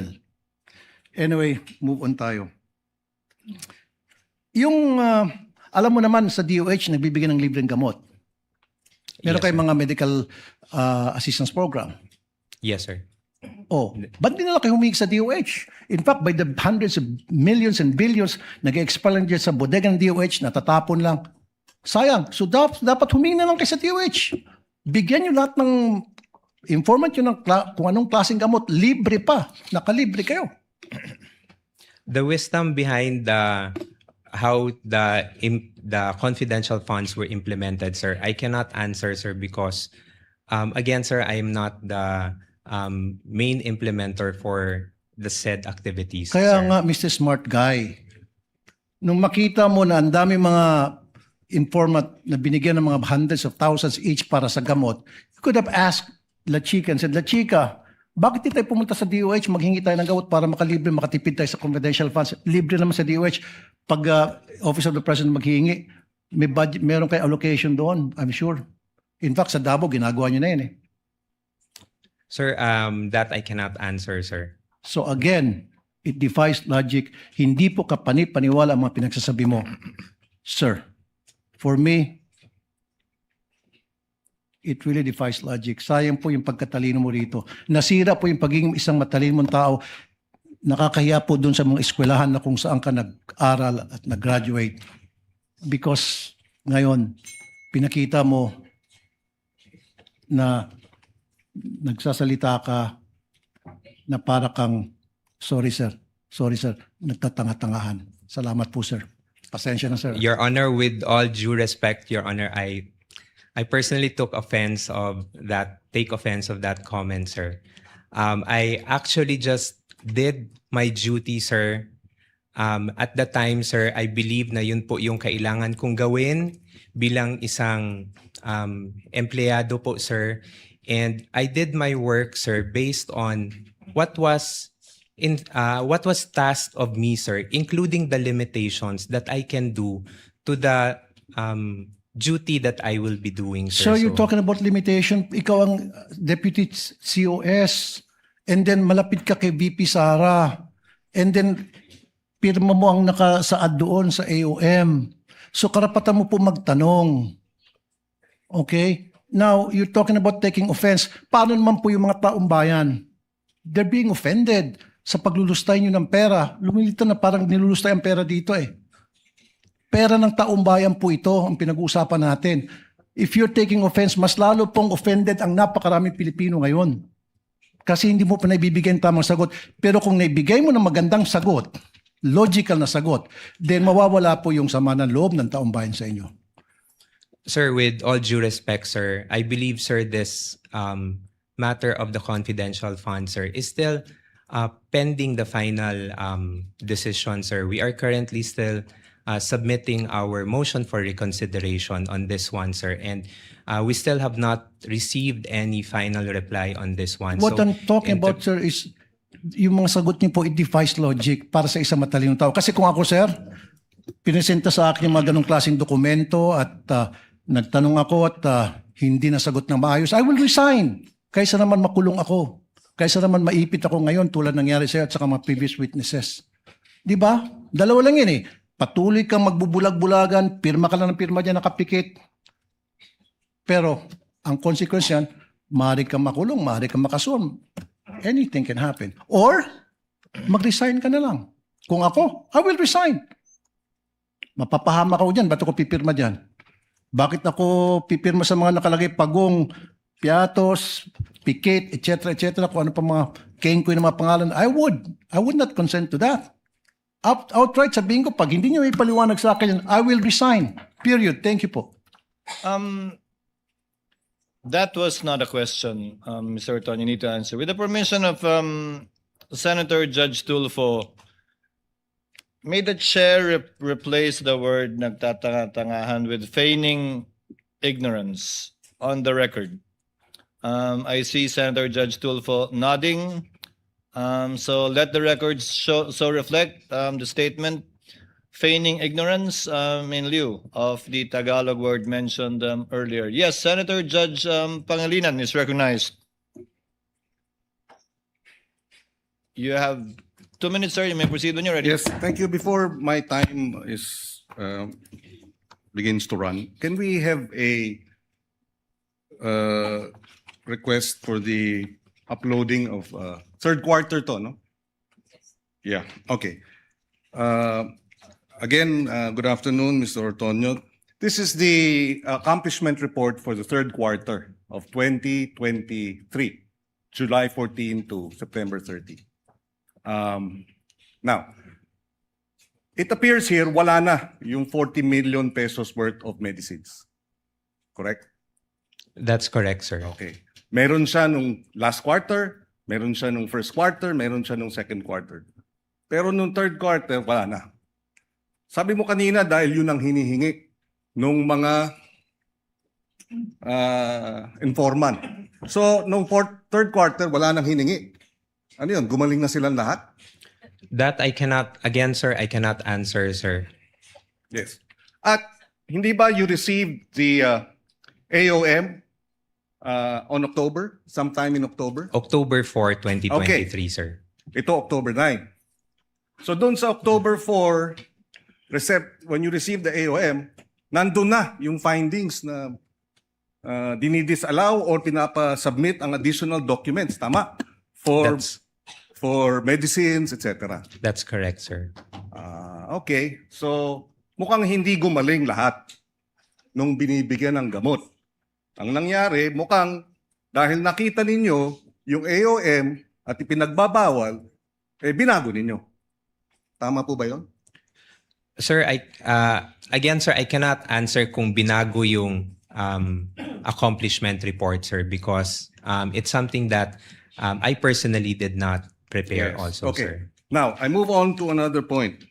Sabi nyo, nung natanggap nyo yung AOM, you went point by point sa mga issues, tama? Yes, sir. Ang tanong, bakit di nyo binuksan yung sealed envelope dun sa ARs? Kasi andun lahat ng mga acknowledgement receipt. Bawal ba? Sir, I did not open, sir, because at the time, sir, the AOM indicated that we are requested to submit the documentary evidence of payments. And that is the acknowledgement receipts. That is Acknowledgement what you are being required to submit. To submit, sir. So Yes, should sir. you not have gone through the acknowledgement receipts to check because you're being asked to submit the documentary evidence of payment and to check if the ARs are actually documentary evidence acceptable? Sir, yun na po yung nabigay sa akin ng special disbursing officer, sir. So, No, okay. The question is, why didn't you open the envelope? Sir, I did not open anymore, sir, because at the time, sir, I also have a designation as Were you instructed not to open it? Sir, as liaison officer kasi, sir, I am not in the position, sir, to open yung sealed na But you were DEP, instructed to submit documentary evidence of payment. So in other words, you complied without going through the documentary evidence of payment? How can you now tell if it was documentary evidence of payment that you were submitting when you did not open the envelope? What were you submitting? I personally did not open it anymore, That's sir. why, but you were being required by COA to submit, to comply. So Yes, sir. Would you say that was substantial compliance? Sir, yun po kasi yung na-require ng AOM, sir. So we submitted the documentary evidence Kasi of ang payment. sitwasyon dito, dahilan mo o depensa mo na hindi mo na tiningnan o hindi mo nakita. Pero tama bang depensa yun? Na hindi mo nakita kaya hindi mo masasagot? Kasi ganun din ang sinabi mo, wala ako doon, wala ako sa ground, I'm not in the implementation, kaya hindi ko masagot. Is that compliance with, the requirements of COA? Sir, the duty po, sir, to ensure that the DEPs... There was nothing to stop you from opening the envelope, right? There was nothing. Sir, the JC, sir, indicates, sir, that there are only certain individuals who have access You could to get the- clearance, could you? Sir, Of that's course. what Of course you can. I did not ask anymore, sir, because I parang respectfully inacknowledge ko na kung ano yung nakalagay sa JC, sir. In other words, you really did not go point for point as you earlier testified to. Kasi pag sinabi mo we went point for point, parang masinop yung naging trabaho ninyo, di ba? Thorough, point for point. Pero ang lumalabas dito ngayon, hindi nyo binuksan yung documentary evidence of payment, hindi nyo binusisi, di ba? Sinabmit lang ninyo. Again, we're talking of hundreds of millions of pesos. And I'd like to think, being an intelligent Ateneo graduate, diba, that you would have exercised greater diligence as you tried to monitor, check on, supervise financial services head how government money was being spent.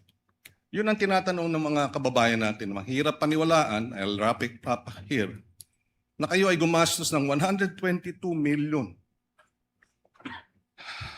para sa gamot na reward dahil nag-surveillance yung mga informant at nabigyan ng reward at hiningi nila gamot at hindi niyo binigyan ng gamot, binigyan niyo ng pera para sila nang bibili ng gamot.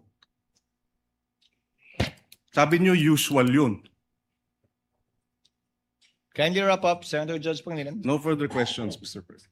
Thank you, Senator Judge Pangilinan. Finally, Senate President Gatchalian.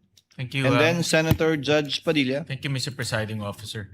To wrap it up. Merong binabasa ko itong reply ninyo, Mr. Ortonio, to COA, dated November 30, 2023. At nakasulat dito, I'll flash it on the screen. Paki-flash na lang. Hence, the 125 million CF was fully utilized for expenses planned, implemented, and paid during the 3-month period covering October to December 2022. So, sino nagbayad ng 125 million in advance? Sir, there was no payment in advance that was made, sir. All payments were made between the period of December 21 to December 31, sir. But very clear kasi dito na binayaran na siya paid 3 months in advance. In fact, mayroon pa siyang months. And ito yung kadugtong ng sinabi ng ating presiding officer, obligation incurred. So, ang basa ko dito, nabayaran na siya. Kaya reimburse na lang ng 125 CF.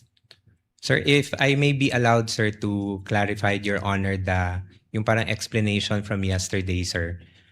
For the period of October to December 2022, sir, based on the information that was shared by the security officer, once we have already submitted yung PFP sometime in September, the security team, sir, meaning si Colonel Chica, sir, already made coordination with informants or agents on the ground. As to the extent of the coordination that they did, sir, I am not privy to that anymore. However, when we received the SARO in December 13, 2022, which already indicates that we already have the funding for the confidential funds, that's the time that they were able to make definitive agreements with the informants on the ground. And once the payment, once the check has been encashed already, that's the time that payments were made between the period of December 21 to 31. Mas realistic pa kasi kung in advance tapos reimburse kaysa 125 million gagastusin in 11 days. So mas realistic pa nga itong explanation ninyo kaysa doon sa 11 days na gagastusin. And we're talking about 840 45 acknowledgement receipts scattered all over the country. Kaya itong explanation ninyo mas realistic pa, albeit although violation ng joint circular. So I'd like to point out lang, Your Honor, that there were no reimbursements made, sir, based on what was relayed to me, sir. There was no reimbursements But made, this was sir. information relayed to you by La Chica. Colonel La Chica, sir. And itong si Colonel La Chica, kanina naririnig ko, hindi nyo alam yung direct na ginagawa niya, hindi rin alam ni Acosta. So, sino lang nakakaalam sa opisina ninyo tungkol sa confidential operations or itong paggastos, yung paggastos ng confidential operations? For the confidential operations, sir, again, sir, I have no personal knowledge, sir. I would assume, sir, because meron po siyang designation from our head of agency, then the reportorial duties, I would presume, would be directly to the head of agency. Which is si Vice President Sara. Which is So the head dalawang of tao agency. lang sa opisina ninyo, si Vice President Sara at si Colonel La Chica lang, ang alam kung paano gastusin itong 500 million. Sir, I would have no personal knowledge again, sir, kung sila lang pong dalawa, sir. Kasi ikaw yung gumawa nung reply, pero galing sa Colonel La Chica yung information, si Gina naman kahapon, ganun rin, hindi rin niya alam. So I'm trying to understand sino nakakaalam nung paggastos ng 500 million dahil hindi siya maliit na pondo eh. No, but based on your information, dalawang tao lang ang parang nakakaalam nito. No? Si Vice President at si Colonel La Chica. My last question, Mr. Presiding Officer. Kanina nasabi nyo na based sa information, meron pang mga tao si Colonel La Chica. Tinransfer ni Acosta yung pera, o dinisburse ni Acosta yung pera kay Colonel La Chica. And si Colonel La Chica, dinisburse niya ulit dito sa mga tao niya. So, double handling ang nangyari dito sa pera. So, paano natin malalaman kung talagang yung pera ay pumunta sa mga activities o tao na kailangan puntahan dahil ni yung accountable officer hindi niya na alam kung paano na-disperse yung pera doon sa mga informants. Anong kwento sa'yo ni Colonel La Chica na umabot talaga dito sa mga informants? Sir, based on what was shared to me, sir, Ms. Gina Acosta disbursed the amount to the security officer and then the security officer implemented it on the ground. Yeah, but violation na kasi in disbursement to Colonel La Chica eh. And then there's another violation na from Colonel La Chica to some people who disperse the amounts. Ibig sabihin, ang daming taong humahawak ng pera bago umabot sa mga informants. So, in that sense, ang daming violation o tinakbuhan ng pera. So, thank you, Mr. Presiding Officer. Thank you, Senate President. With the indulgence of Senator Judge Padilla, Senator Judge Camille Villar will be availing for a first round opportunity to interject. So I will recognize her first. Again, with your indulgence, Senator Judge Padilla, I see you nodding. Senator Judge Camille Villar, you may proceed when you're ready. You have 2 minutes, ma'am. Okay, thank you. Thank you, Mr. Presiding Officer. Good afternoon po, Mr. Ortonio. Good afternoon, Your Honor. Mayong hapon. So, mayong hapon din. I just have a few clarificatory questions for you, if you don't mind. Tama po ba kayo ang Assistant Chief of Staff ng OVP? Yes, that's correct, Your Honor. And kayo po ang sumagot dun sa AOM na pinadala ng COA. Kayo po yung nag-prepare ng report. Yes, that's correct, Your Honor. Yes, and ano yung what was the process in which that you did that? Or what were the things that you had to do? You prepared the AOM, you consulted with... Nung na-receive po yung AOM, ma'am, I informed the Chief of Staff and the Vice President. And from there was an instruction to me to coordinate with the Special Disbursing Officer and the Security Officer, which I did also, ma'am. And then from their replies, ma'am, I drafted the response, and then I submitted the reply for final approval to the head of agency. And of course, in your capacity as the Assistant Chief of Staff and in your own capacity, sa inyo pong palagay ay nagampanan nyo naman yung inyong role dito sa prosesong ito at nagawa nyo naman adequately yung report. Yes, at the time, ma'am, yes, I would say so, ma'am, because from the issues that were raised Yes. in the AOM and in the NS, marami pong mga concerns or issues na natanggal po doon sa final na natanggal doon sa notice of disallowance that we received. Okay, and lahat yung mga requirements naman ay na-fulfill nyo naman dun sa report, right? A majority of it. Yes, lahat po ng mga concerns that were raised, we were able to provide answers and supporting documents. And doon naman doon po sa AOM, anywhere in the AOM did it say that there was a misuse or misappropriation of the funds? No, there was no mention po, ma'am. Okay, and are the findings of the AOM final? No, ma'am, it is subject for comments, ma'am, and right now for po siya, ma'am, motion for reconsideration. Okay, yun lamang po. Maraming salamat. Daghang salamat po. Thank you. Thank you, Your Senator Honor. Judge Thank you, Mr. Camilo Ortoño. Villar. Thank you, Mr. Presiding Officer. Senator Judge Padilla? You Maraming may salamat proceed po. with your interjection, sir. You have 2 minutes. Maraming salamat po, Ginoong tagapamahalang hukom. Tuloy ko lang po yung ating tanungan. Opo.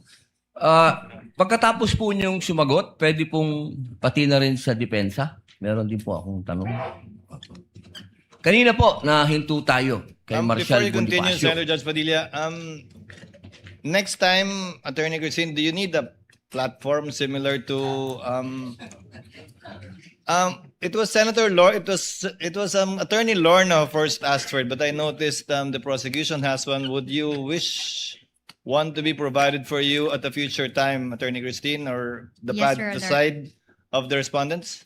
Yes, Your Honor, I would appreciate having that platform too. Okay. Thank you. In the next hearing, Attorney Christine. Yes, Senator Judge Padilla, you may Opo. proceed. Balikan ko po, naputol po tayo kanina. Opo.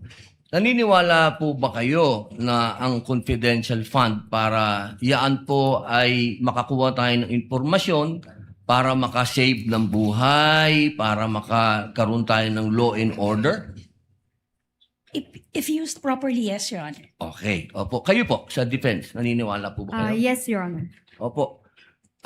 Kung sa palagay niyo po, nung panahon na si Marshal Bonifacio ay may confidential fund at nalaman niya na merong magtatangka sa kanyang buhay, sa palagay niyo po ba buhay pa si Senator Benigno Aquino ngayon? Well, assuming, Your Honor, that the foreign occupants were those lone threats to his life, then probably yes, Your Honor. Salamat po. Kayo po? Actually, Your Honor, okay. I'm not aware really of the circumstances during that time, Your Honor. So Okay. I cannot really comment intelligently on that. Yes, opo. Yes, Your Opo. Honor. Sige. Si Marshal Bonifacio po ang may tuturing natin na nagbigay ng daan para sa people power. Yung kanya pong pagkamatay. Opo. Siya po ay na-assassinate.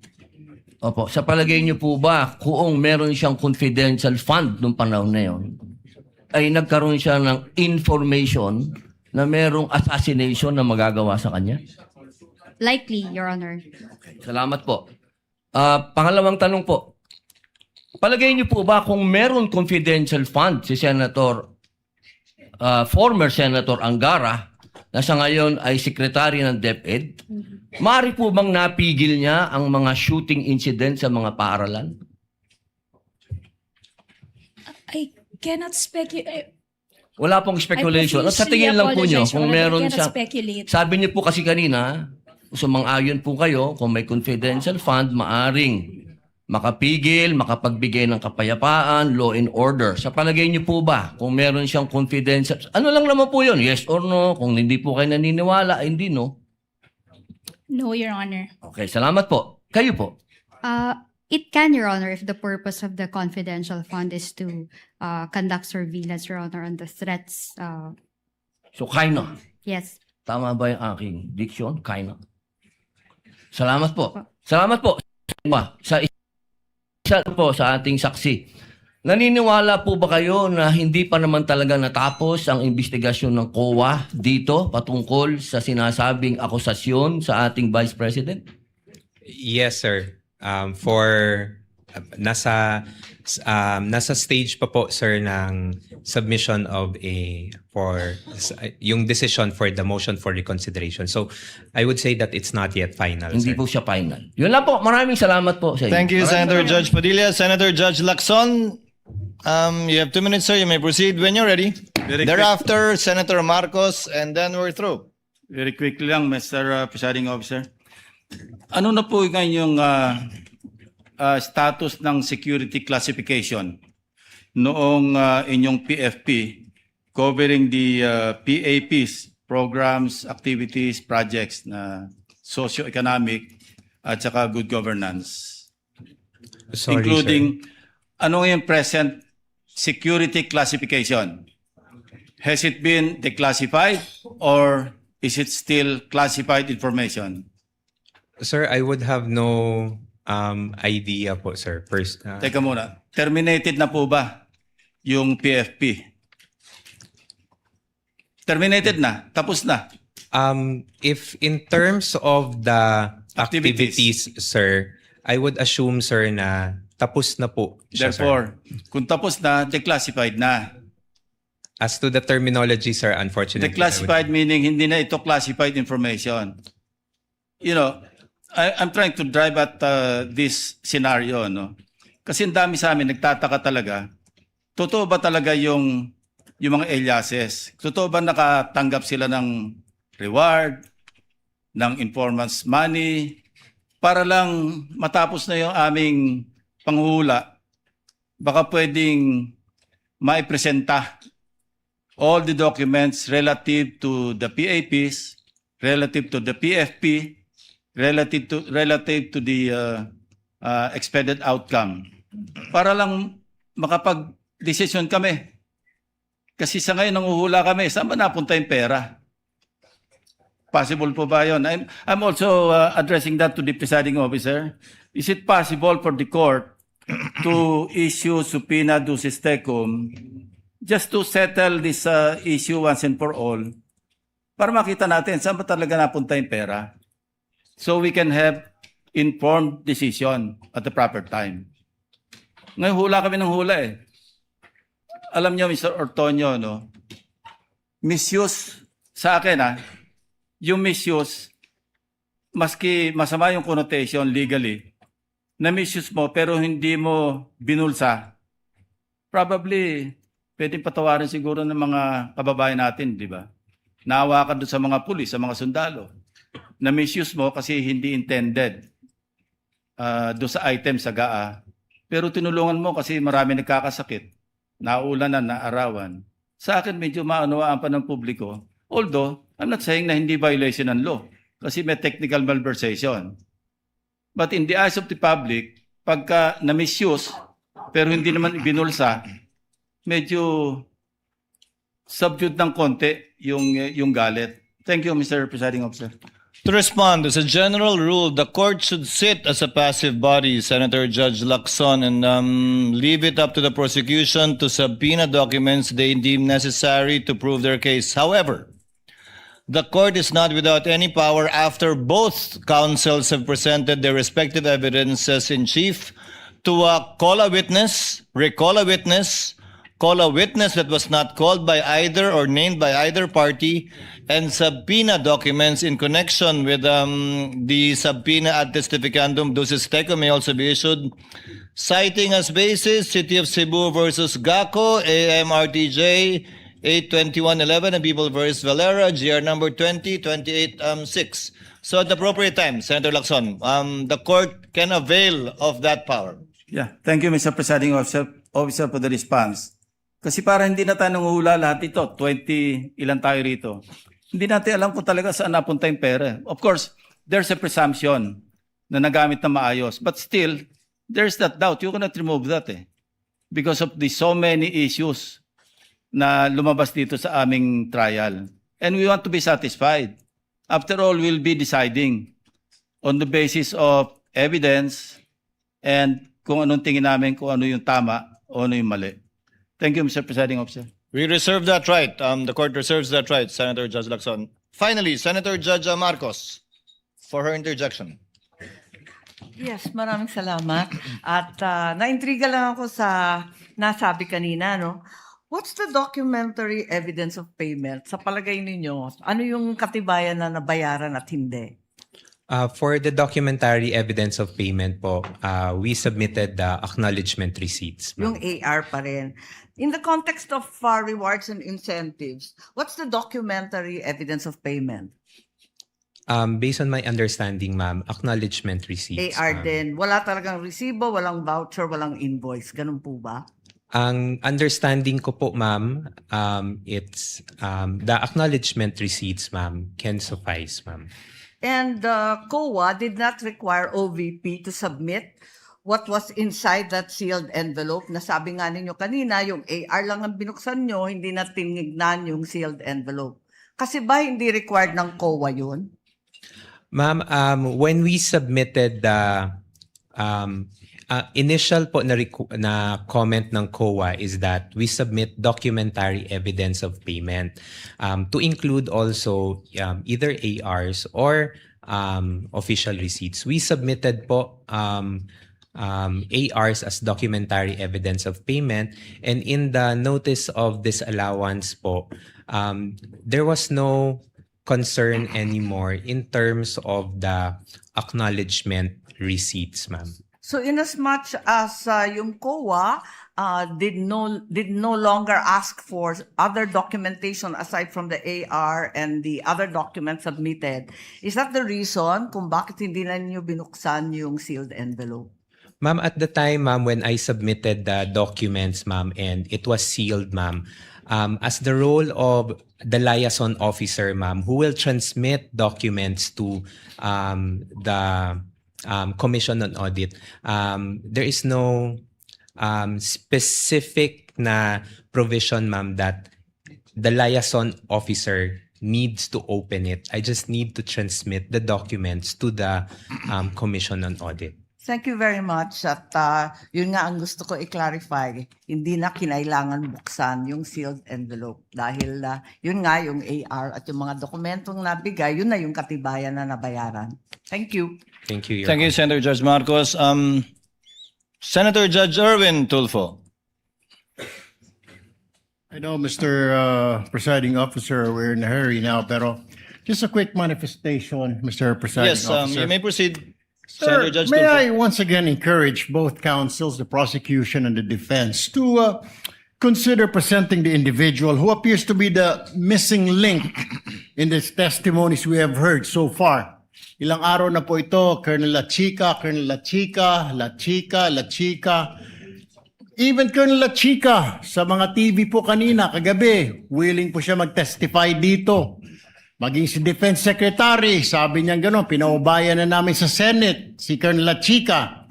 I understand, Mr. Presiding Officer, we cannot compel him to appear, but he has been repeatedly named by several witnesses, and it may be helpful to this court to hear directly from that individual so that gaping holes in the testimony may be clarified and the facts may be properly connected. I'm sure lahat po na Senator judges would like to ask him, ano ba, saan mo ba dinala? Totoo bang inutusan ka ni BP? O sarili mo lang yan, binulsa mo? I have a lot of questions, Mr. Presiding Officer. That's why I am praying that one day we will be able to talk to Colonel La Chica para matapos na ho ito. Iniiwan ho natin parang hanging po yung question.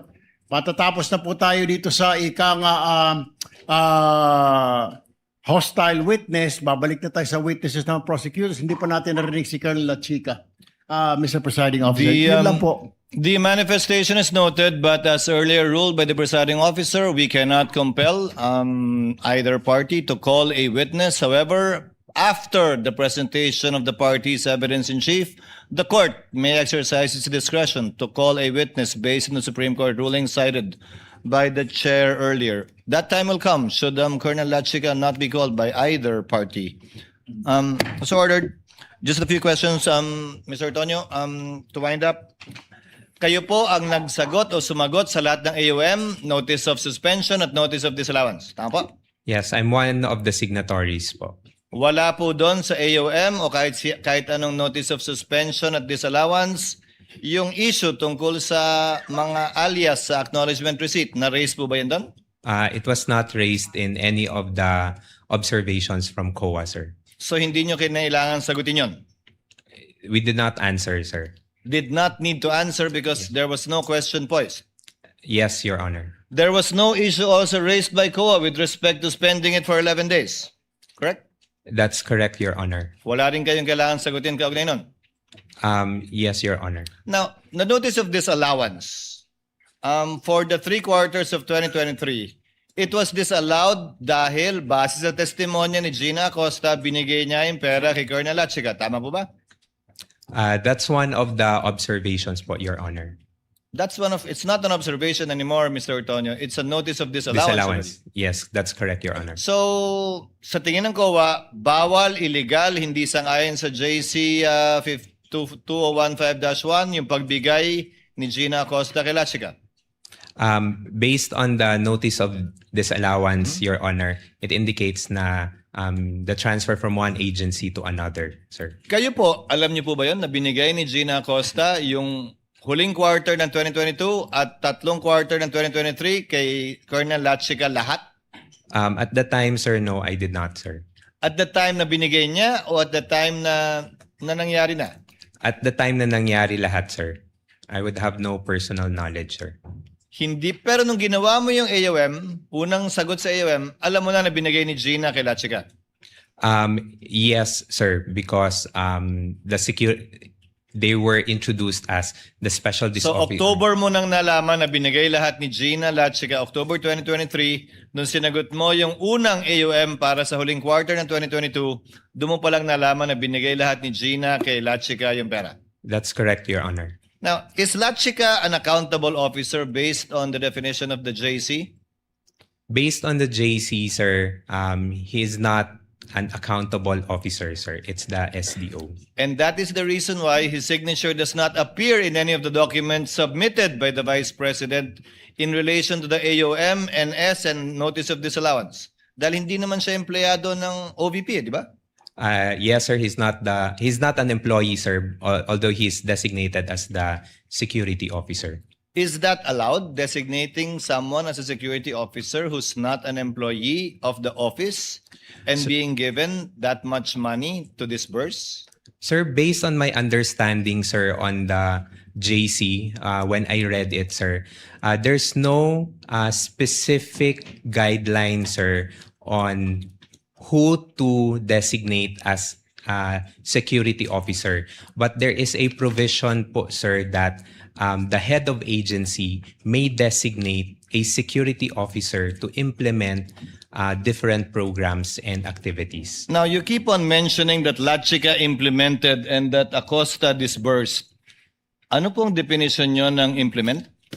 Implement, sir, would be to perform the different activities on the ground, sir.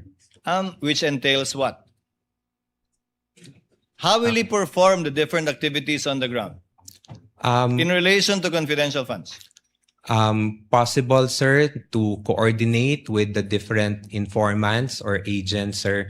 Yun po yung pwede kong mabigay na information, sir. Mr. Antonio, sa mga salitang perform at coordinate, saan po doon yung paggastos ng confidential fund? Perform, coordinate. Yun ang definition mo na implement. Yes, sir. Asan doon? Ba't binigay kay Colonel Lachica yung pera at ba't siya gumastos kung perform at coordinate lang pala? Did Colonel Lachica spend the money?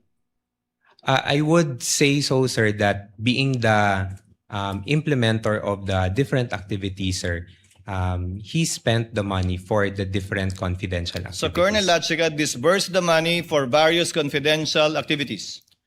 I would say, sir, na he implemented the different activities, sir. Mr. Tonyo, nasa spent na tayo.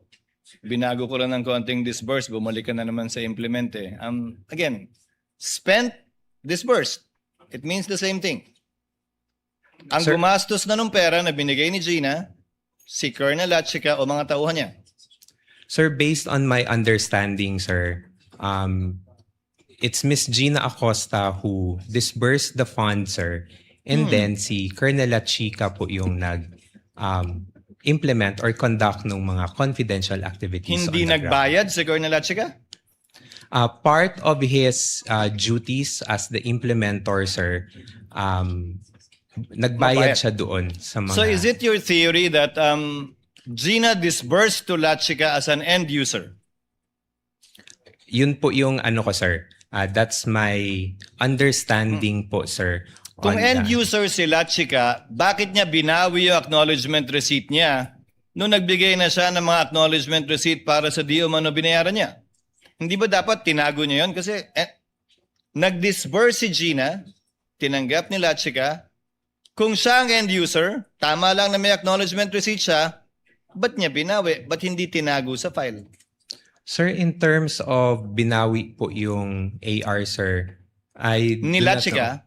I do not know of that, sir, because That's what Gina said. the AR, sir, were given to me by Miss Gina, and then that's what I submitted Mr. to the Antonio, Commission on Audit. the ARs of the various aliases na binanggit, yung kanina pa sinasabi, ng iba't ibang apelido, kasama yung apelido ko, yun yung sinubmit ni Colonel Lachica.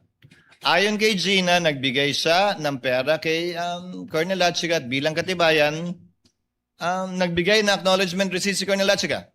Pero nung nagbigay siya ng mga acknowledgement receipt at liquidation, binawi daw ni Colonel Lachica yung acknowledgement receipt. So wala kang kopya ng acknowledgement receipt ni Lachica?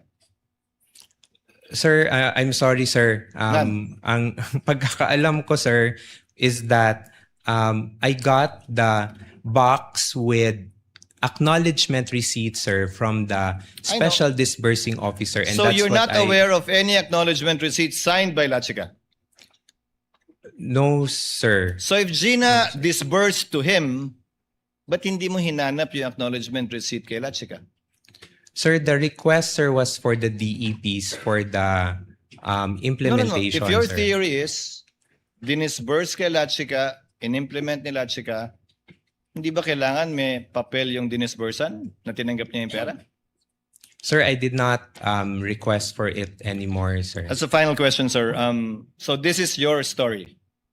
You placed in the PAP, or you know that what they placed in the PAP, Good Governance Program, Socioeconomic Delivery Program, pero gagastusin yung confidential fund para sa informants, para tiyakin na ligtas ang ikalawang Pangulo saan man siya magpunta sa bansa, kaugnay ng trabaho niya, at ginamit itong confidential fund para bumili ng impormasyon, pera binigay para ipambili ng pagkain, ng silya, ng computer, ng gamot, kapalit ay impormasyon para matiyak ang kaligtasan ng VP at napatunayang matagumpay yon dahil walang nangyaring masama sa ating Vice Presidente hanggang ngayon. Yan po yung buod summary ng paggamit ng confidential fund ng OVP base sa inyong presentasyon. Sir, with due respect, sir, just You can correct me, sir. Just one correction lang po, Yes, sir. It's for the to ensure that the activities of the OVP will be implemented safely and that no untoward na mga mangyayari in the performance of walang mangyayari sa mga different activities ng OVP. That's what I Walang understand. mangyayaring masama sa kanya at dun sa makikilahok. That's an accepted For the amendment. office and the sir, for the people who will be, say for example, attending mga events, sir. Kaya hindi lang kay VP, pati sa mga taong makikilahok dun sa event para ligtas silang lahat doon. Yes, Your Honor. Yan po yung sinabi sa inyo ni Colonel Lachica na rason kung bakit siya namigay ng pera sa iba't ibang informant sa pamamagitan ng reward o pera pambili ng gamot, ng silya, ng computer, ng pagkain. Yes, Your Honor. That would be all, Mr. Tonyo. Senator Judge Zubiri. to avail of the first round. Thank you very much, Mr. President. I was not going to ask any more questions. I won't be asking a question to the witness, more to address the court. Can we make, because this is a recurring theme, halos sa lahat ng mga testigo, ang sinasabi po nila at minsan mga tanong ng prosecution or defense and prosecution ay ito bang finding ng COA, hindi pa siya final. It is yet under may motion for reconsideration. Ika nga, binanggit nga kanina ng ating testigo. Can this court make representation with the COA?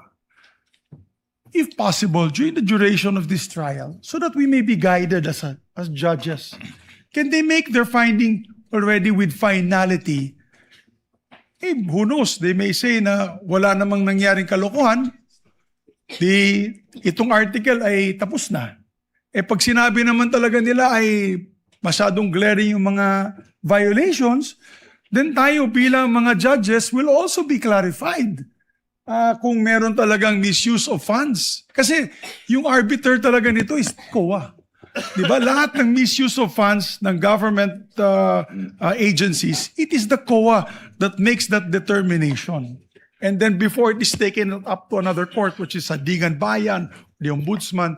Pero sana po, Mr. Presiding Officer, this is an appeal to the COA. I know there is what you call a due process for the parties, but I think the filing for the motion for consideration was done a few months ago, or I think it was in 2000. The findings came out 2024 or 2025. Medyo matagal na. And if there was a motion for reconsideration on the part of the Vice President, maybe it will be prudent that they already come up with a decision of finality, Mr. Presiding Officer, and furnish this impeachment court because it will be very important. Kasi ang sagot palagi ng testigo, may motion for consideration pa kami. Hindi pa final po yan, Your Honors. So, for the guidance of each and every one of us here, may we appeal to the Commission on Audit, I'm sure they're listening, can they already come out with finality on this issue so that we may be guided by the arbiter, the final arbiter when it comes to issues of misuse of funds. Yun lang po, Mr. Presiding By way Officer. of reply, Senator Judge Zubiri, the Commission on Audit is an independent constitutional commission, and I doubt if we would be well within our rights to compel them, similar to a mandamus, to act one way or the other on this matter. Secondly, That's why it is a request, Mr. I Presiding think the Officer. period Yes. to file an appeal under 45 or under 65 by certiorari of the ruling of the COA Commission and Bank has not yet lapsed, and the period to file a reconsideration has not yet lapsed too.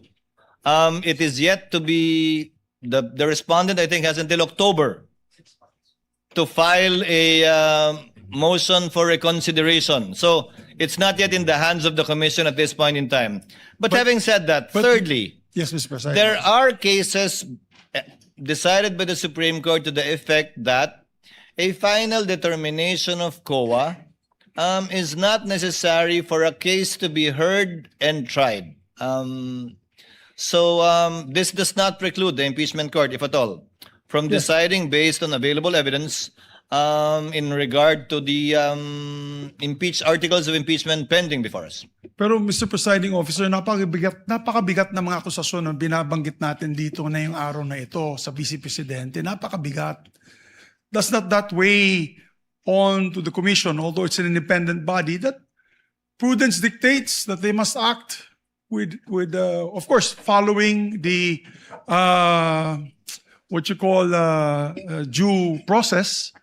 Kung October, sinasabi nga natin, di nga ito matatapos ng December. So it is well within the period. I myself, as one of the judges of this impeachment court, want to see the final observation report or findings of the Commission on Audit. That is an appeal to them. As I said, we cannot compel them. They are a independent constitutional branch of government. But for example, budget season starts next week. They will come. Maybe we can ask that question to them. How long will it take before this finding comes out? Because we want to know. I cannot make that. It's very difficult sometimes to make a decision without the final decision made by the Commission on Audit. I think it would be very important, Your Honor. Just putting that on the record. Thank you. The manifestation of Senator Judge Zubiri is noted.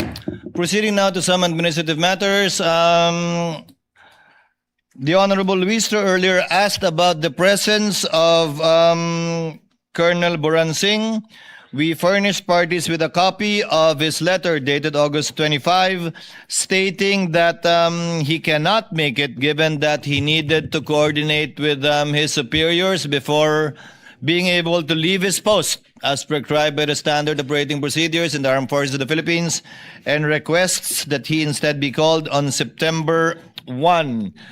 I am constrained to grant that, Honorable Luistro, Attorney Sheila, given the exigencies of his position, that he is the commanding officer of Task Force Zamboanga and cannot leave simply because he received the subpoena and would need certain preparations before he can leave his post.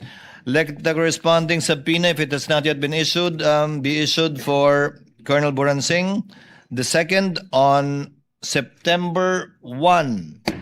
Number 2, insofar as Major General Bajao retired is concerned, the address given was not received by the Armed Forces of the Philippines. He is retired. So may I instruct the prosecution to kindly coordinate with either the Philippine Veterans Affairs Office, PIVAO, or the AFP Pension and Gratuity Management Center to get an address. I'm sure he's receiving his pension from somewhere, and that would be a good place to look. The court cannot issue a subpoena properly to Major General Bajao without an address, counsel. Bahaw. In regard to the third, sitting third? Panopio, Your Honor. Yes, in regard to Colonel Panopio, he was subpoenaed to appear on September 1, thinking that Colonel Boransing would be here today. Therefore, there are no other witnesses to be presented by the prosecution today. So, next week we are expecting Colonel Boransing, Colonel Panopio, and hopefully we would be able to find Major General Bahaw, if you will still persist in those three witnesses, Honorable Luistro. Your Honor, we respectfully inform the Honorable Impeachment Court that we are now dropping the presentation of Colonel Bahaw. Nevertheless, we maintain Major General. Major Retired. General Bahaw, Your Honor. We maintain the position to present both Colonel Boransing and Colonel Panopio, to whom the subpoenas have been ordered to be issued for September 1, 2026, Your Honor. But in addition to that, Your Honor, and in order to maximize the schedule that is given to us by the I was Honorable about to ask Impeachment that. Court, for September 2, that is next Wednesday, Your Honor, we would like to respectfully move for the issuance of subpoena ad testificandum to Attorney Michael Wesley T. Poa, if the same should be necessary, as well as to Ms. Marisa B. Grande of the Philippine Statistics Authority, Your Honor. If given opportunity next week, these two shall likewise be presented on September 2, Wednesday, Your Honor. Subject to the colatilia that should the other witness not appear, given that Attorney Poa is here and more than willing to testify as intimated earlier, then we jump to Attorney Poa. Should the other earlier two witnesses fail to appear on September 1, without need of issuing a subpoena to Attorney Poa. He is so informed in open court. We submit to that, Your Honor. So ordered. Other matters, yesterday afternoon, the prosecution filed a motion to set a conference for the marking of additional exhibits, particularly documents received from the Philippine Statistics Authority. The prosecution seeks to set the conference at 4 p.m. today. This is quite a simple motion, Attorney Sheila. The motion is granted. The clerk of court is directed to conduct the marking of additional exhibits at 4 o'clock this afternoon at Rector Room, and counsels are directed to send representatives to attend the conference. The presiding officer is also in receipt of a request from the respondent to be furnished with copies of the prosecution's pre-marked exhibits for Article 1, which counsel for respondent is likewise marked with the specifics. These being common exhibits, the request is hereby granted. The clerk of court is directed to furnish counsel for the respondent with copies of the requested pre-marked exhibits, with the understanding that the panel of prosecutors will be accorded the same courtesy should a similar request on the respondent's marked documents be made in the future. So ordered. Your Honor, Yes, Attorney Sheila? given that opportunity given to the prosecution to mark additional documents, I would like to avail of the same opportunity. And if the situation calls for it, we will ask for an additional setting for conference to mark on additional documents in preparation for our presentation, so that in the interest of time, we can take advantage of these additional settings ordered by the court. Let it so be granted without Thank you, need Your of Honor. an order being issued by the court, subject to the availability of the parties and the clerk of court. Thank you, Your Honor. So ordered. Finally, we are in receipt of a prosecution's request for supplemental subpoena for other banks and financial institutions. I presume, Attorney Sheila, you got a copy of the subpoena? We did, Your Honor. The chair will simply adopt and apply its ruling last July 20, 2026 concerning the subpoena issued to certain banking institutions involving the same subject matter, and the same limitations will apply accordingly. The request for subpoena directed to the concerned banking institutions, I won't specify anymore because both parties have a copy, and financial institutions covering the respondent, her spouse, Attorney Manasseh Carpio, as well as 20 entities allowed by this court in which the spouses hold an interest, is hereby granted. It is clear that the subpoena does not include foreign currency, is limited only to peso-denominated accounts and not to foreign currency deposits, as these are excluded without the written consent of the depositor. The clerk of court is directed to cause the issuance and service of the subpoenas to the entities requested to so submit, who shall produce the required documents before the clerk of court in 7 calendar days from today, or on September 2, Wednesday, next week, 2026. So ordered. Your Honor, Yes, Attorney Sheila. given the position that we had articulated on this matter of the subpoena with respect to bank records and other materials subject of that subpoena, we will just want to place it on record that we will be, or we are reserving our right to comment and to put our appropriate objections at the proper time. Thank you. On the record, Attorney On the Sheila. record, Your Honor. Yes. Your Honor, please. And or seek further remedies as is available to you. That's correct, Your Honor. Outside of this court. Yes, Honorable Listro. We would like to respectfully manifest to the Honorable Impeachment Court that almost simultaneously to the reading of the ruling of the Honorable Impeachment Court on the issue of sub judice rule, the respondent Vice President made a public statement I which know is where you're leading at, Counsel. Naunahan mo lang ako. I thought you were going to take up another matter, so let me cut you short. Yes. While the presiding officer was delivering its ruling on the applicability, limitation, and who is covered by Rule 18, a statement was issued by the impeached official, the respondent, the Vice President, which clearly is covered by what the ruling earlier given by the presiding officer issued.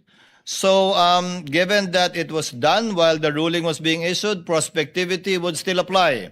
However, the presiding officer would like to remind, through the lead counsel for the respondent, her client, to kindly observe the ruling of the presiding officer as well as the rules of the impeachment court, specifically Article or Rule 18 on the subject matter in regard to making comments on the merits of the case, because henceforth again, given the prospectivity of the ruling, the necessary actions will be taken against her not only by the court, but also, given that she's a lawyer, via what the presiding officer earlier mentioned in relation to CIPRA and in relation to the Office of the Bar Confident. Kindly inform her, Attorney Sheila. We take note of that reminder, Your Honor. Thank you, Attorney So Sheila. just, it will form part of the record, Your Honor. May I be allowed to read that portion of the statement of I the think respondent this is vice unnecessary, president? Your Honor. No need. Again, I find it unacceptable, and it will be commenting on the merits, and no need to read it in the records. The court can take, in fact, judicial notice of that, should it so desire. Senator Judge Aquino. Mr. President, for the benefit of everyone, may I be clarified again?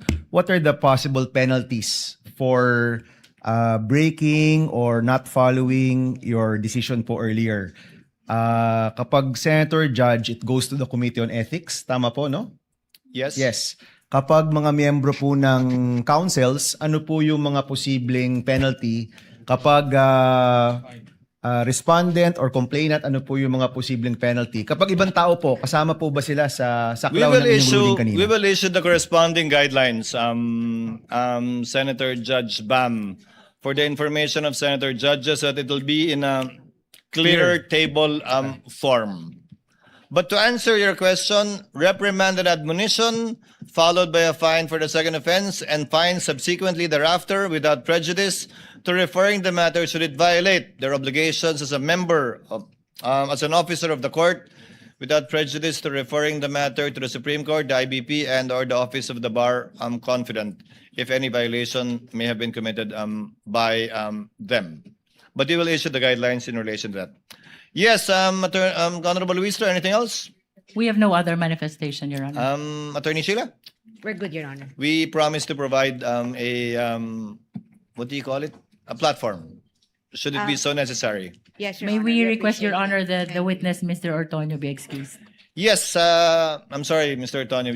I thought the administrative matters would not take this long. Yes, Mr. Ortonio, you are excused. Maraming salamat po sa inyong panahon, sa inyong kooperasyon at sa pagsagot po sa katanungan ng Senator Judges at ng magkabilang partido. Thank you for your time, sir. You are excused, Thank you sir. very much, Your Honor. Thank you. The trial is adjourned until 10 a.m. Still 10 a.m. on Tuesday, given that Monday is a holiday, September 1, 2026. Thank you. Session will be at 3:30 according to the Senate President.